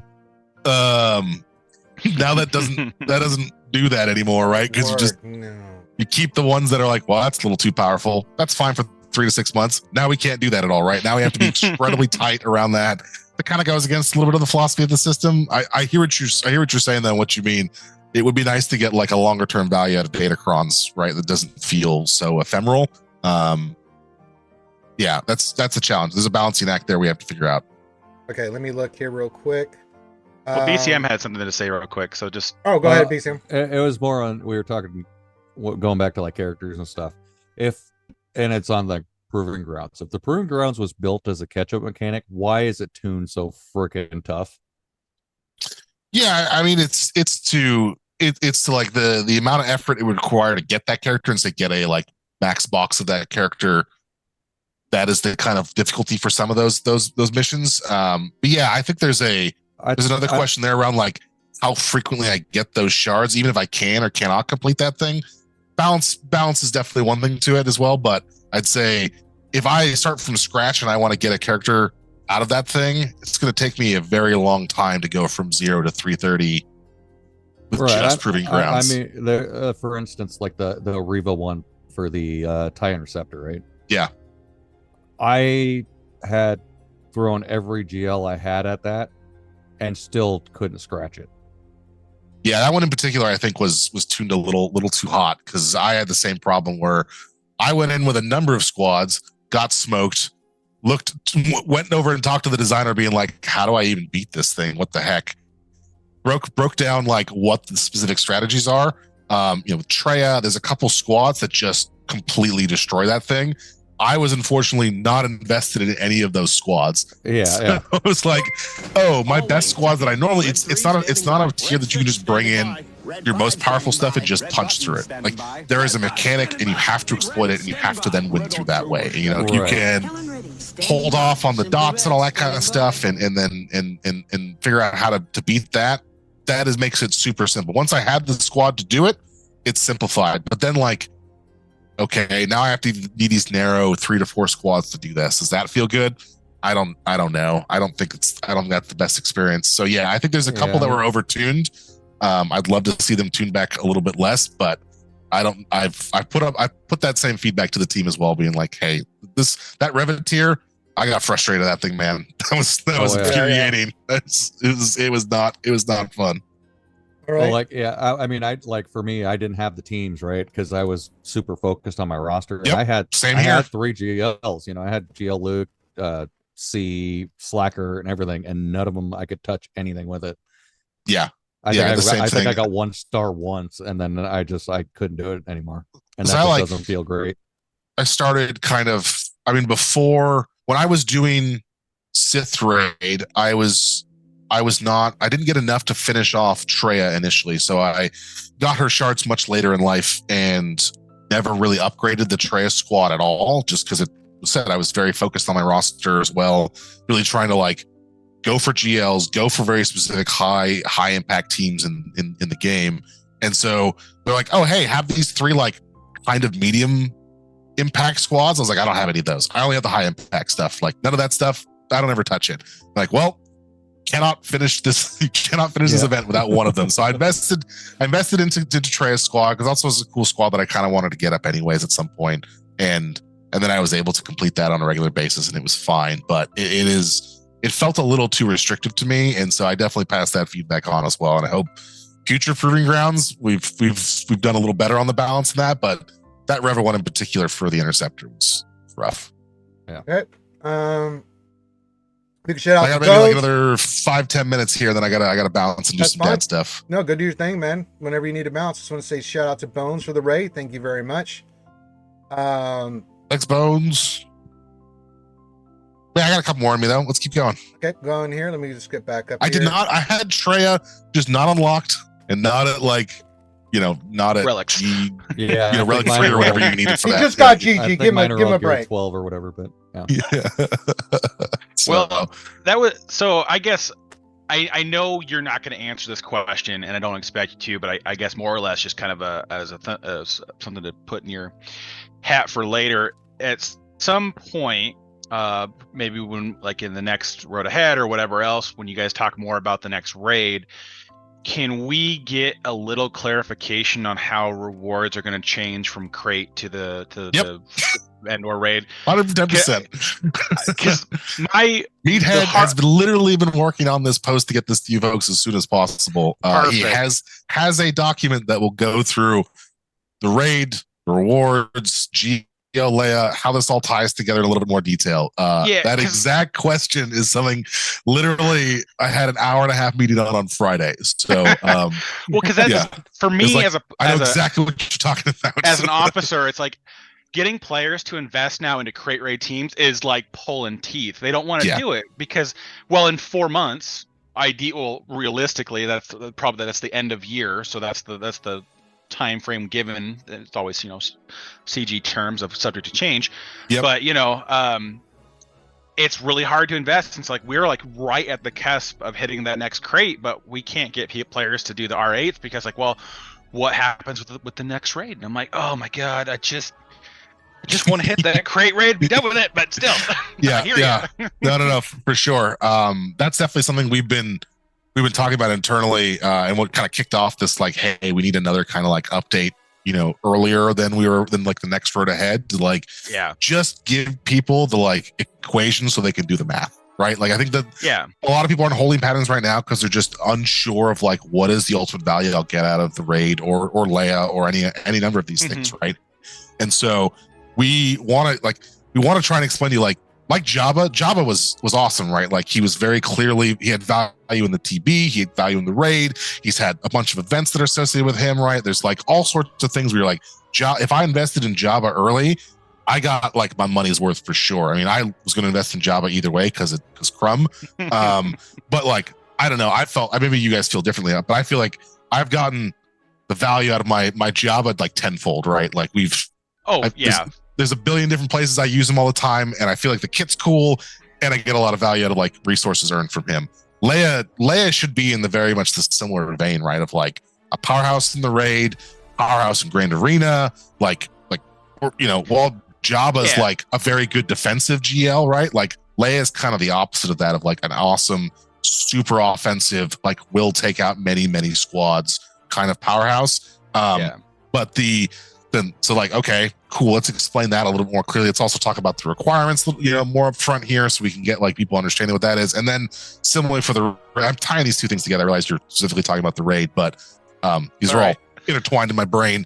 But the raid itself, again, like making sure that like power rewards moving, like what is the cadence? Just reminding people like what is the cadence for setting for this stuff. So like what is the real timeline that we can lay out for players, and then go to have you make the judgment call. Like, does this make sense for me to invest in these characters and whatnot? So it's because it's not clear right now, and we can see that in data for sure. Yeah, that was the change. Well, that was the difference between Leia and Jabba, though. Jabba came 6 months before Crate Raid, roughly, and Leia is going to launch roughly with it, or just before, or however you guys plan on putting that out there. I'm not going to put words in your mouth on that one, but it's we're kind of in this like little niche of like, all right, well, but if we lose like specifically like the Mark IIIs from Crate and they go to the new raid, then like there's no further point investing into the Crate raid. And that's I guess the question I'm more pointedly want to figure out is there any point at all of doing the Crate raid once the new one launches? I know there'll be a push for the featured raid, but if the Mark III rewards fall out of the floor, like there goes all of the Relic 8 material. So basically,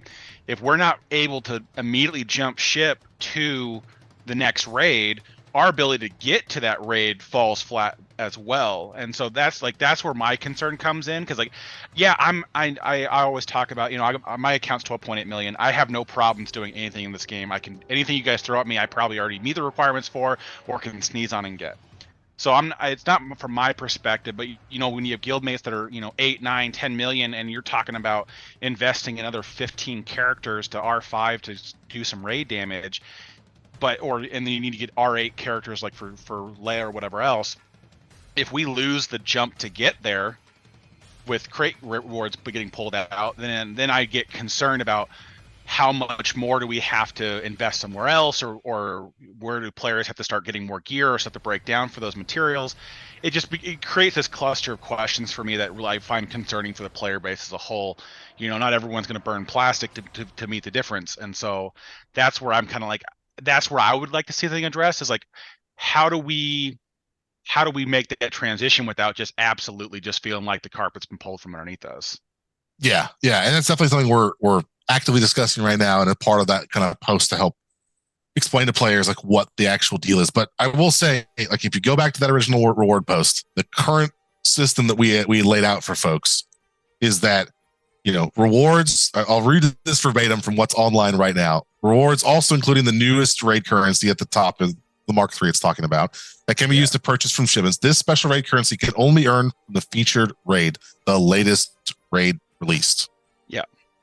So just to be, which is what I figured, but when it was announced, there's no like question about is this true or not. Like that was what we said at the start here, So and that's what we assume. But when you get a new one launched and there's no callback to that initial information, I think players were like, okay, does that mean there's a chance, or are we moving stuff? Sure. I guess there's questions, I guess, more or less. Like, I'm not disagreeing with you, because that's what I found up and read and agreed with. But yeah, and I think that's the thing we need to do that I know Meathead is working on, is like kind of some of it's a reminder of some stuff, and some of it is just like laying out the future a little bit more clearly with some new information, right? Like there's just tying that all together for folks to see that in one place and go, okay, cool. They've said it again.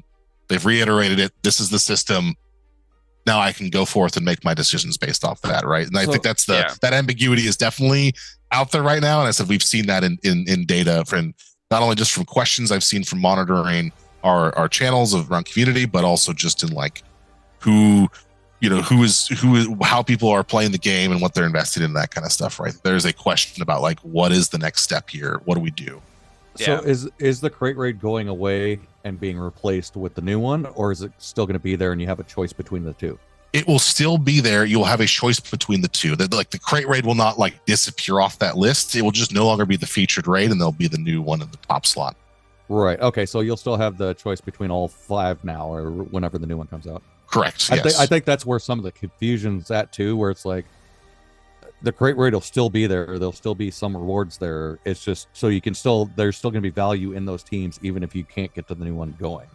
We don't want to stop you dead in your tracks and whatnot. So yeah, you still be able to earn other currencies through that and get rewards and do the like and get ready for the next raid if you're not ready yet to transition over. But that like top tier Mark III stuff that's the most enticing will be moving along. Right. So the investment you're making into the crate raid now, just to clarify for everybody, is that those don't go away. You'll just have another target to hit next. So you can still do the crate raid. You're not going to be limited to just the new one. You can choose between either of the raids, correct? Yeah. Like right. You will yeah. If your guild says I still want to do the crate raid, you'll still be able to do the crate raid. Right. So then their investment, the Mark III resources will not be in the crate raid though. Right. It's just the reward level. Yeah. The 1 and 2 will still be there. You'll still have your personal track, your guild track, all that kind of stuff will still be there. Yeah. So that, but you will still have access to the raid if you ever want to switch to that. Okay. We're going to do one more comment and then a question here. Ray Rock just wants to let you know that the team know that after a numerous patch, I'm still getting the no buttons bug when I use the Imperial Trooper sometimes. Like today when I try to use M Troopers against Trench, for example. So that's still happening. I will reiterate, it is not one single bug.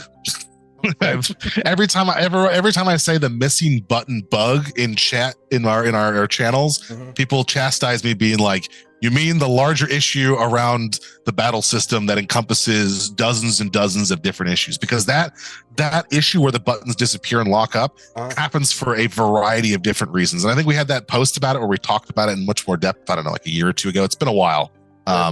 Where we said like, hey, if you have this problem, like let us know what happened just before you did it, what action you took, and then what happened, and any kind of time frame so we can look at logs here and we'll try and knock those down as much as we can, because it is what device you're playing on, what device you're on, like as much information as you can give us on that stuff, because there are a number of people who take that stuff very, very seriously, and they hate this missing button bug. It still crops up occasionally. I think hopefully everyone here can agree that like we've done a much better job of smashing through those ones, because it used to be a lot larger of an issue.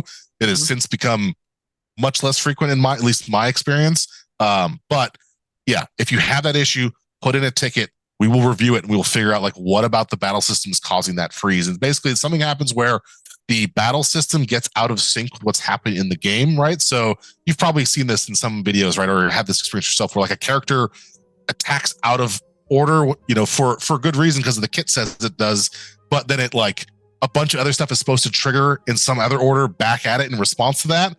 And then things freak out, right? Like you saw the one in Conquest, right? Where you auto like you attacked at one, you assisted at some folk or counterattacked at like the Jawas or something, and it like had to stun you mid attack to basically like stop you from doing multiple attacks, but then the buttons would freeze there. It's exactly for that, because the battle system is getting out of sync with what's actually happening in the game, and they have to resync up. So there's a force fix right now where most of the time the system will be still running enough that one of our designers put in a like just kick it in the butt every 30 seconds if it's still not awake, and try and restart the battle system where you left off. So nothing should change in terms of like balance or anything like that, but it should like let it to like keep going through the system.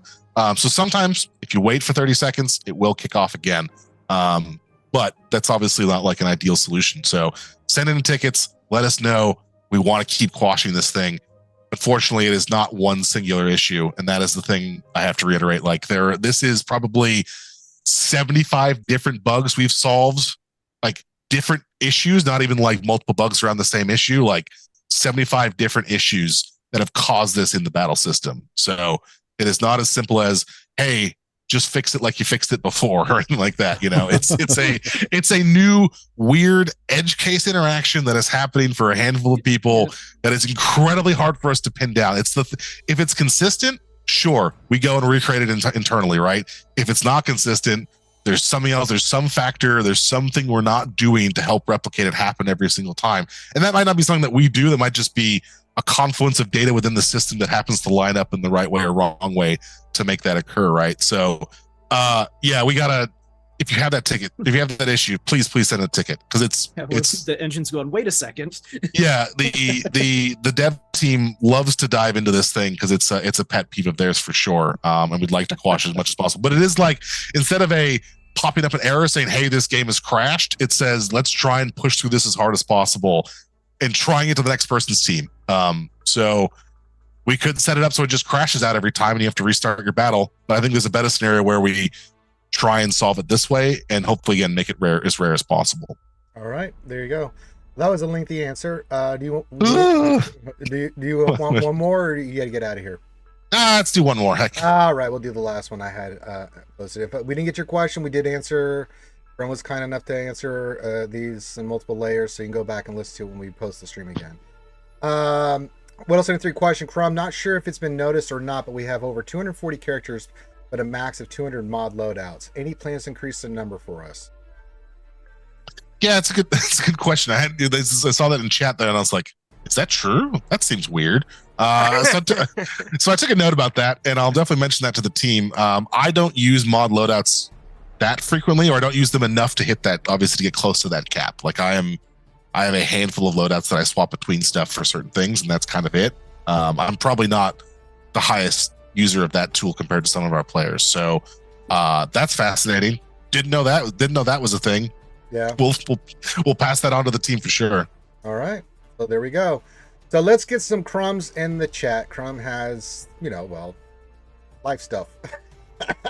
Yeah, I've been a combination of life stuff and transitioning roles that I've been less out there with you guys. So it's really great to see you all, and it's been too long. So thanks for all being awesome, and thanks for helping raise money for ACS, man. This is super cool. Absolutely. Before you go, Crumb, do you want to help with one of the giveaways? Oh, there we go. Sure. Okay. What are we doing? So we have 2 giveaways. One is going to be the Arrow versus Deathstroke poster. I came back. We're almost at 6,000. So I'm like, extra giveaways. Did good so thank you to everyone, especially Karth with the 1,000 match that actually got matched.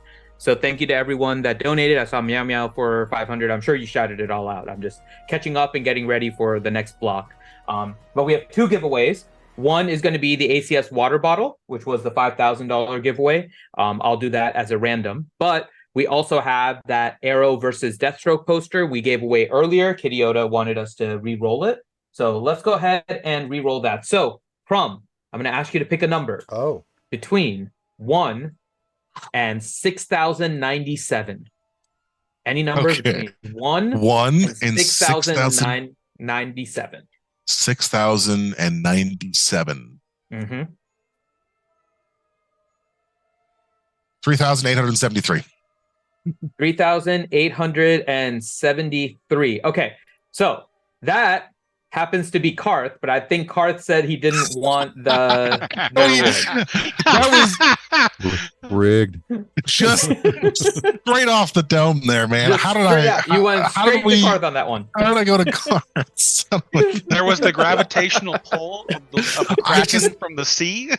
I waited for a moment for the gods of this world to divine the number for me, and it appeared in my head. This number appeared very clearly in my head for some reason. So maybe I should have been suspicious.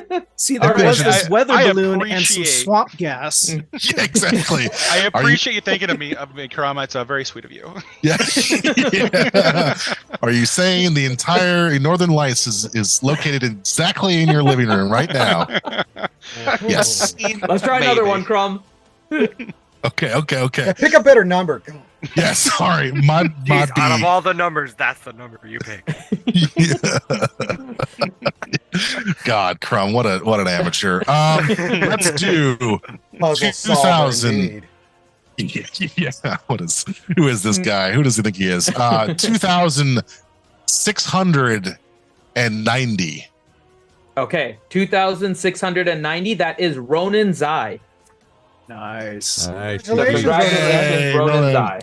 Congratulations, Ronan. Yay! So I'll show it Congratulations. in the next block before we get started. It'll be GTA and Karma in the first hour of that 2-hour block. So you guys can get ready for that. But I'm gonna set that aside. Congratulations, Ronan Zai. Awesome. Thanks for all the Congratulations. stuff. And thank you, Crumb. Yeah, thank you for coming, course. Crumb. I sent you a picture Yeah. of the new costume in Discord, Crumb, when you get a chance. Oh yeah, sweet. Yeah, I still got tons of work to do on it. It's still a work in progress. But yeah. Ronan said I got the hoodie, so roll it again. Oh my God. Okay. What is the number range again here? We literally can't even give away the giveaways. Okay. 6,900. 6,097. Not 900. 97. 6,097. 697. That's right. I was like, there's a 9 next. Yeah. Okay. 6097. 6096. 6096. Okay, that is going to be Meow Meow. Meow meow. Yeah, meow. Something Hey, tells me six- she'll say no too. $500 donation. Yeah, it's already gonna come. Meow Meow, is Meow Meow still here? They shouldn't feel bad to not take this, right? Like, you should take this, meow meow. Anyone who wants to take it should take it, please. Maybe that's a Stop better making me pick question. numbers, Does please. somebody want it? Yeah. Is anyone interested She said in no. this She thing? said Meow Meow. All No, right, look, someone you guys else. are just going to take the nice things and that's it. All right, Jesus. What is that? Oh my god! All right, come, let's go again. So God many damn it, people he's- say oh no to my free God. What do you guys got against the arrow? I mean, it's Jeez. nothing, but like for me, I just like that's not what I'm here for. Whoever and I Yeah, gets think the like next it's probably prize same is getting the boat, next so- prize. I don't care if it's been. Yeah, if Ranger J 1999 gets picked, we're I still can't going get for picked, it next so, time. Yeah, I can't Yeah, get we're Oh, not I allowing see. anyone from RSG, so I'm excluded. Maybe we should expand that list a bit to folks. I know. I was Bart. like, oh, dude, if nobody's gonna take it, send it to me, man. Yeah, Yeah. we're at the point where it's like it's not one from RSG or any of our viewers. Let's see who's gonna get it. Yeah, you might as well open it up. It's everyone's so friendly. I really appreciate that. Someone dial up Amaranth. Let's get I it can- out. I don't mind. I it. can see it now. Like we get a little video of Finn giving it to like some homeless dude on the corner. Oh my god! Oh my god! Grande, Here, give enjoy it it. away Just thought of that. instead of Oh, baseball no. tokens. Hey, It guy, I beats got baseball no baseball tokens, but here. How's business? Grande. All right, so should I pick another number? Do you want me to pick? Yeah, Terrified. let's try again. Let's try again. I'm really terrified. All right. I'm just gonna pick just 69. We're just gonna go. Good old 69. We're just gonna go memes at this point. I don't. It's I gonna can't be- even. Use them wrong. wisely. 69 is Brain Kill, And if you don't, There you go. Brain, yay! and you're not allowed to say no. That's part of the I rule. will kick your ass. Take it. My next number is 420. Okay, we're just gonna start just doing as many memes as Somebody. I possible. won't even say who that is. We're just gonna let it be Brain Kill. Yeah, it's Brain Kill. Great, We're congratulations. gonna go. You're gonna do it work. Yeah, I don't want to open up that. You're right. I don't even open up that can of worms. It's Brain Kill. Congratulations, you have it. Pooh Bear's I like, don't- I'll take whatever nobody We are- wants. Okay. Okay, good. We are coming to your house. If you don't want it, it doesn't matter. We are going to That's show more up, and we are incentive for going them to say no.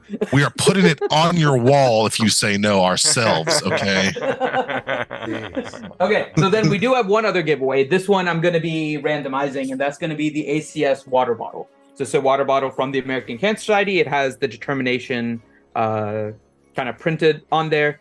So this one I will randomize, and I'll do the giveaway for that here. It's one of those people in this call again. I'm going to laugh. I mean, I am too. I can't. Just, okay. Tijin so says, this "Come on one over." is- so the number is 911. Actually, is the number, and 911 is Darth Lucas. Hey, Hey. GLD! Congratulations! Congratulations, Darth Lucas. Don't say you don't want it. You're Excellent. getting it. I ain't putting up with this anymore. This has become a lot more threatening all of a sudden. Seriously, You put your hand in this thing, you ain't taking it out now. you did You are something nice. taking We're doing this something giveaway and nice you're gonna back. like This is it. the way this works. You didn't Jeez, even- I Louise. know. I know. I Give just me say like some it's, inscription vibes. yeah, exactly. Free This the shit or gets the tone. hose again. No The tone gives has shifted. backsies. Yeah. No gives backsies. You take no, it. yeah, exactly. No gives backsies. That's a, You're taking it and you're gonna like it. Yeah.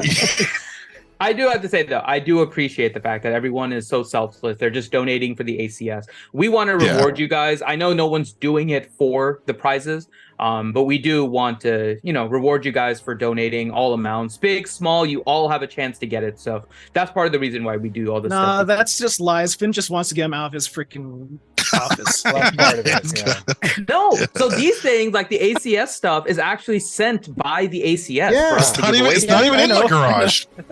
So I'm actually like collecting it in order to get rid of it. He's just paying for the storage space somewhere else. Karma's going through the house, just starting to throw things on Finn's desk. While you're at it, just auction this. Go, let's go. Yeah. Can we just turn this into eBay? Can you just? Oh my god. Awesome stuff though. Yeah, it is.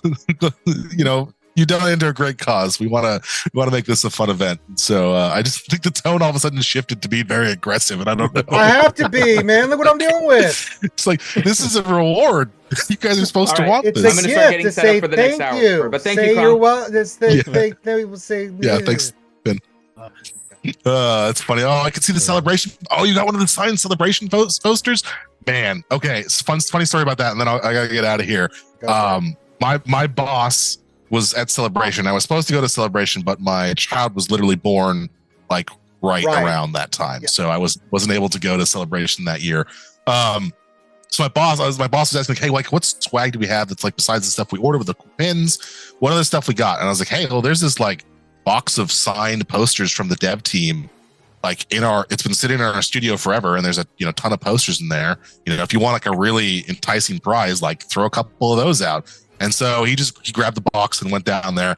Apparently he like wasn't thinking about it and was like, oh, we'll just give this away to anyone who shows up at the booth. He nearly caused like a multiple deaths by the stampede of people who came to like just try and get these posters out of his cold dead hands. And I was like, what did you think you were doing? Like to be like, hey, here's a bunch of signed stuff at a Star Wars convention. People who have no idea what's going to go on are going to like just rush you down. And so he like gave away a whole bunch of them, which was awesome. But like he just opened the floodgates, and it just was like he nearly paid for it with his life. Just making a mental note. Signed posters give to Crumb celebration. Got it. Okay, cool. Yeah, exactly. I got it. So, it's good. All right, get out of here, you crazy guy. All right, I'm out of here, folks. Hey, you all rock. Thank you so much for all you guys do. It was awesome hanging out with you again, Crumb, man. Yeah, it's been too long, and if you guys want to join us over on the when's your next the weekly streams, we're gonna do that next week on Tuesday. We'll be doing over on Capital Games _Extra Life. We'll be hanging out there. So yeah, we'd love to have you back here, Ranger. Could definitely come out. So I will be there. Sweet. All right, folks. Well, have fun. Enjoy the rest of your stream. I'll see if I can pop by at least in the chat sometime to see how you guys are doing. But man, 5,768. You guys are freaking killing it. So congratulations. All right, everybody. So what we're going to do now is chat. Love you all. Bye, Crumb. Take it easy, Crumb. Bye. All right, so what we're going to do now is now that I've got some food in me, I'm going to take a break and here in a couple minutes, and then Finn's going to take over for the next. Do you need me to? You're going to start streaming then, right, Finn? Finn's gone. Finn has died. Finn is no more. Okay. Finn. Bueller. Finn. He's still. He's looking at all the stuff he has to give away, and he's crying. So yeah, whenever Finn gets back, we'll do the transition. He's going to do GTA now. What's coming up next, guys? This is huge. Karma and Finn are going to be on the stream together, and if you donate, you can ask Karma questions. And since you donated to the cause, he has to answer the question. So we're going to do that, do some GTA for the next 2 hours. And so Finn will take over. And then that gives me time to, take a little momentary break and throw my PC out the door. And then in 2 hours, and then I'll be back, and we're all going to do D&D together. So, but only for the first hour coming up. Remember, for the first hour and the first hour only, Karma will be playing GTA with all the homies and homettes. You can ask questions. Keep them civil, guys. But I think what was the donation for those? $20, and we just got another big donation. What the hell just happened here? Doofing. Wow, dude, just Dewey. The Dewey Decimal System just came in again hard and just donated $232 to put us at an even $6,000. God, I got to do another shoey now. Balls. I'll do that for that. That's great. I've done a lot of shoes today. All right. All right. So let me get the shoey on here. You're gonna do more. Yeah. Oh God. Oh, good. Good. Embrace the foam, Ranger. Embrace the foam. Don't fight it. Embrace it. I want to fight it. I want to kill it, foam. mash it, and destroy it. Oh God. Use the foam. Oh God. So even to thank you, Doofing, that is unbelievable. So that puts us at an even $6,000. So great last couple hours, guys. We really, you guys really stepped up again. So 6,000. So yeah, when Finn decides to make an appearance again, switch it over. Finn's gonna take over the streaming. Everyone else is still just over a quarter of the way. Yeah, actually, yeah. Well, actually, we're over a quarter of the way. Well, yeah. Yeah. So yeah. I'm rounding up to 24,000 for my simple brain to do some math here, but it's not. Yeah. 24. There you go. Yeah. Shut up. I said it's over a quarter. That's all I gave you. So shut up. Yeah. Leave me alone. So but yeah. How many more hours you guys got going on here? Till tomorrow 9 a.m. Eastern, or 10 a.m. Eastern. So you got like another 16, 18 hours. I don't know. Something like started that. started at what time? And you started at 8 hours. We've raised $6,000 in 8 hours. Not bad. Yeah. Not too shabby. Yeah. Not too shabby at all. Good. Grim, as soon as you log in, I can send you an invite. Yep, they're getting GTA set up. Finn's probably getting Karma set up as soon as they're ready. Don't go anywhere. It'll see a pause in the stream. It's just us switching from me streaming to Finn streaming because he's going to be streaming GTA. So yeah. And then I'm going to take a little break. Yeah, give me a minute. I'm still setting up. Yeah. So yeah, glad to have you guys here. If you'd like to donate, just do !Tiltify in the chat. It'll pull up the Tiltify campaign. You can see on the screen on mine that we're at $6,000 raised. So awesome job today, guys. You guys always do an amazing job when it comes to raising money for cancer. The schedule for the rest of the day, they're gonna do a couple hours of GTA. Then we'll all be back together at let's see, 5 to my time 8. So they'll be back at 8 Eastern. We'll all get back together for some D&D, and we're gonna go to about 11:30 midnight for D&D. Then Loki's going to take over, and some other people are going to jump in, and then we'll be doing that the rest of the night. There'll be some haint hunting, that kind of stuff. I'll be back in the morning or midnight for a couple hours to end the stream with you guys. So yeah, we got more stuff for you guys. But I'm not leaving yet, there, group. Till Finn's ready, I'm here with you guys. So yeah, other than my little mishap with Gang Beast, I don't know what that is. Yeah, it happens. Like diarrhea when you least need it's weird. Certain games do not like to be streamed. Yeah, it was really weird. I'm not sure why what it is, but yeah, it was just shutting everything down. I'm like, that's not good.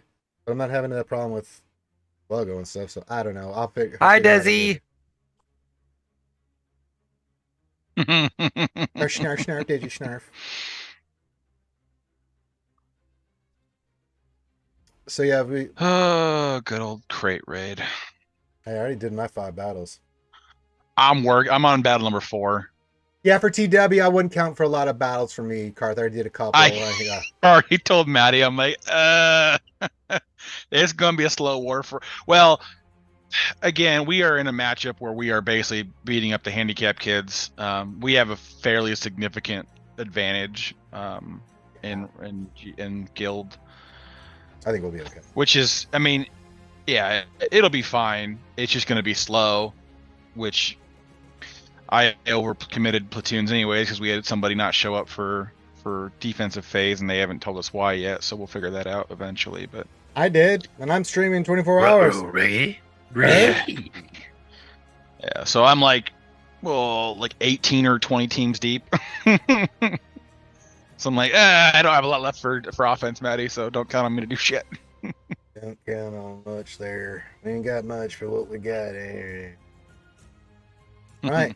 So yeah, we're just waiting for Finn to get set up. So continue the donations. Let's see if we can get to that. We just got another. I think at 6,000. Did we unlock something? Let me go look here. I think we. Yep, we give the Jack Harkness poster. Then the next big giveaway will be 7,000. That'll be the ACS beanie. 2,500 be Ashoka Tano crossbody bag rifle. Ooh, very nice. 8,000 will have the giveaway for Iron Man Hulk poster. And then yeah, we go in different stages. So got to keep the momentum going. Again, share this with your Discord. Spread the word. What we're trying to do here, we're fighting the fight against cancer. We'll start with our partnership with the ACS and raising money for them. So very much appreciate all your guys hanging out today. Hope we've been keeping you entertained, keeping the masses happy, doing all the different stuff we've been doing today. So like me completely throwing GAC on purpose, like, let's just do all the counters that I know are going to get slaughtered. You sound like me last night. That was like, I was like, oh, I should do my GAC before I go to sleep. And I'm like, oh, you know what else I've been doing plenty of the night? Drinking. Well, this is going to go well. Yep. Lost the first battle and just said F it from there. Started heavy handing every fight. Got to the back wall. I'm like, well, I got nothing for that GL, so good job. You win. I'm out. Oh, goodness gracious. So yeah, you have for a couple more minutes here waiting for Finn to be ready, and then those guys are going to do some GTA. Remember, be nice. It's Karma. She's a sweetheart. All I'm going to say. Don't make me angry. Doesn't mean you can't ask questions. Yes. Just be respectful when We'll you come ask the get you. questions. Yeah. I'm known to be a little protective.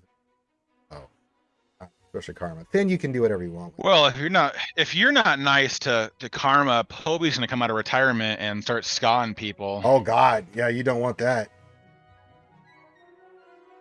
Oh She yeah. is I forgot about she's a my master apprentice. assassin. Yeah, she eats those fruit salads. Yeah, she takes no prisoners. Yeah, All right, they'll be lucky Ranger, to I think identify we're ready. you. Okay. All right. Going to switch over in 3, 2, 1.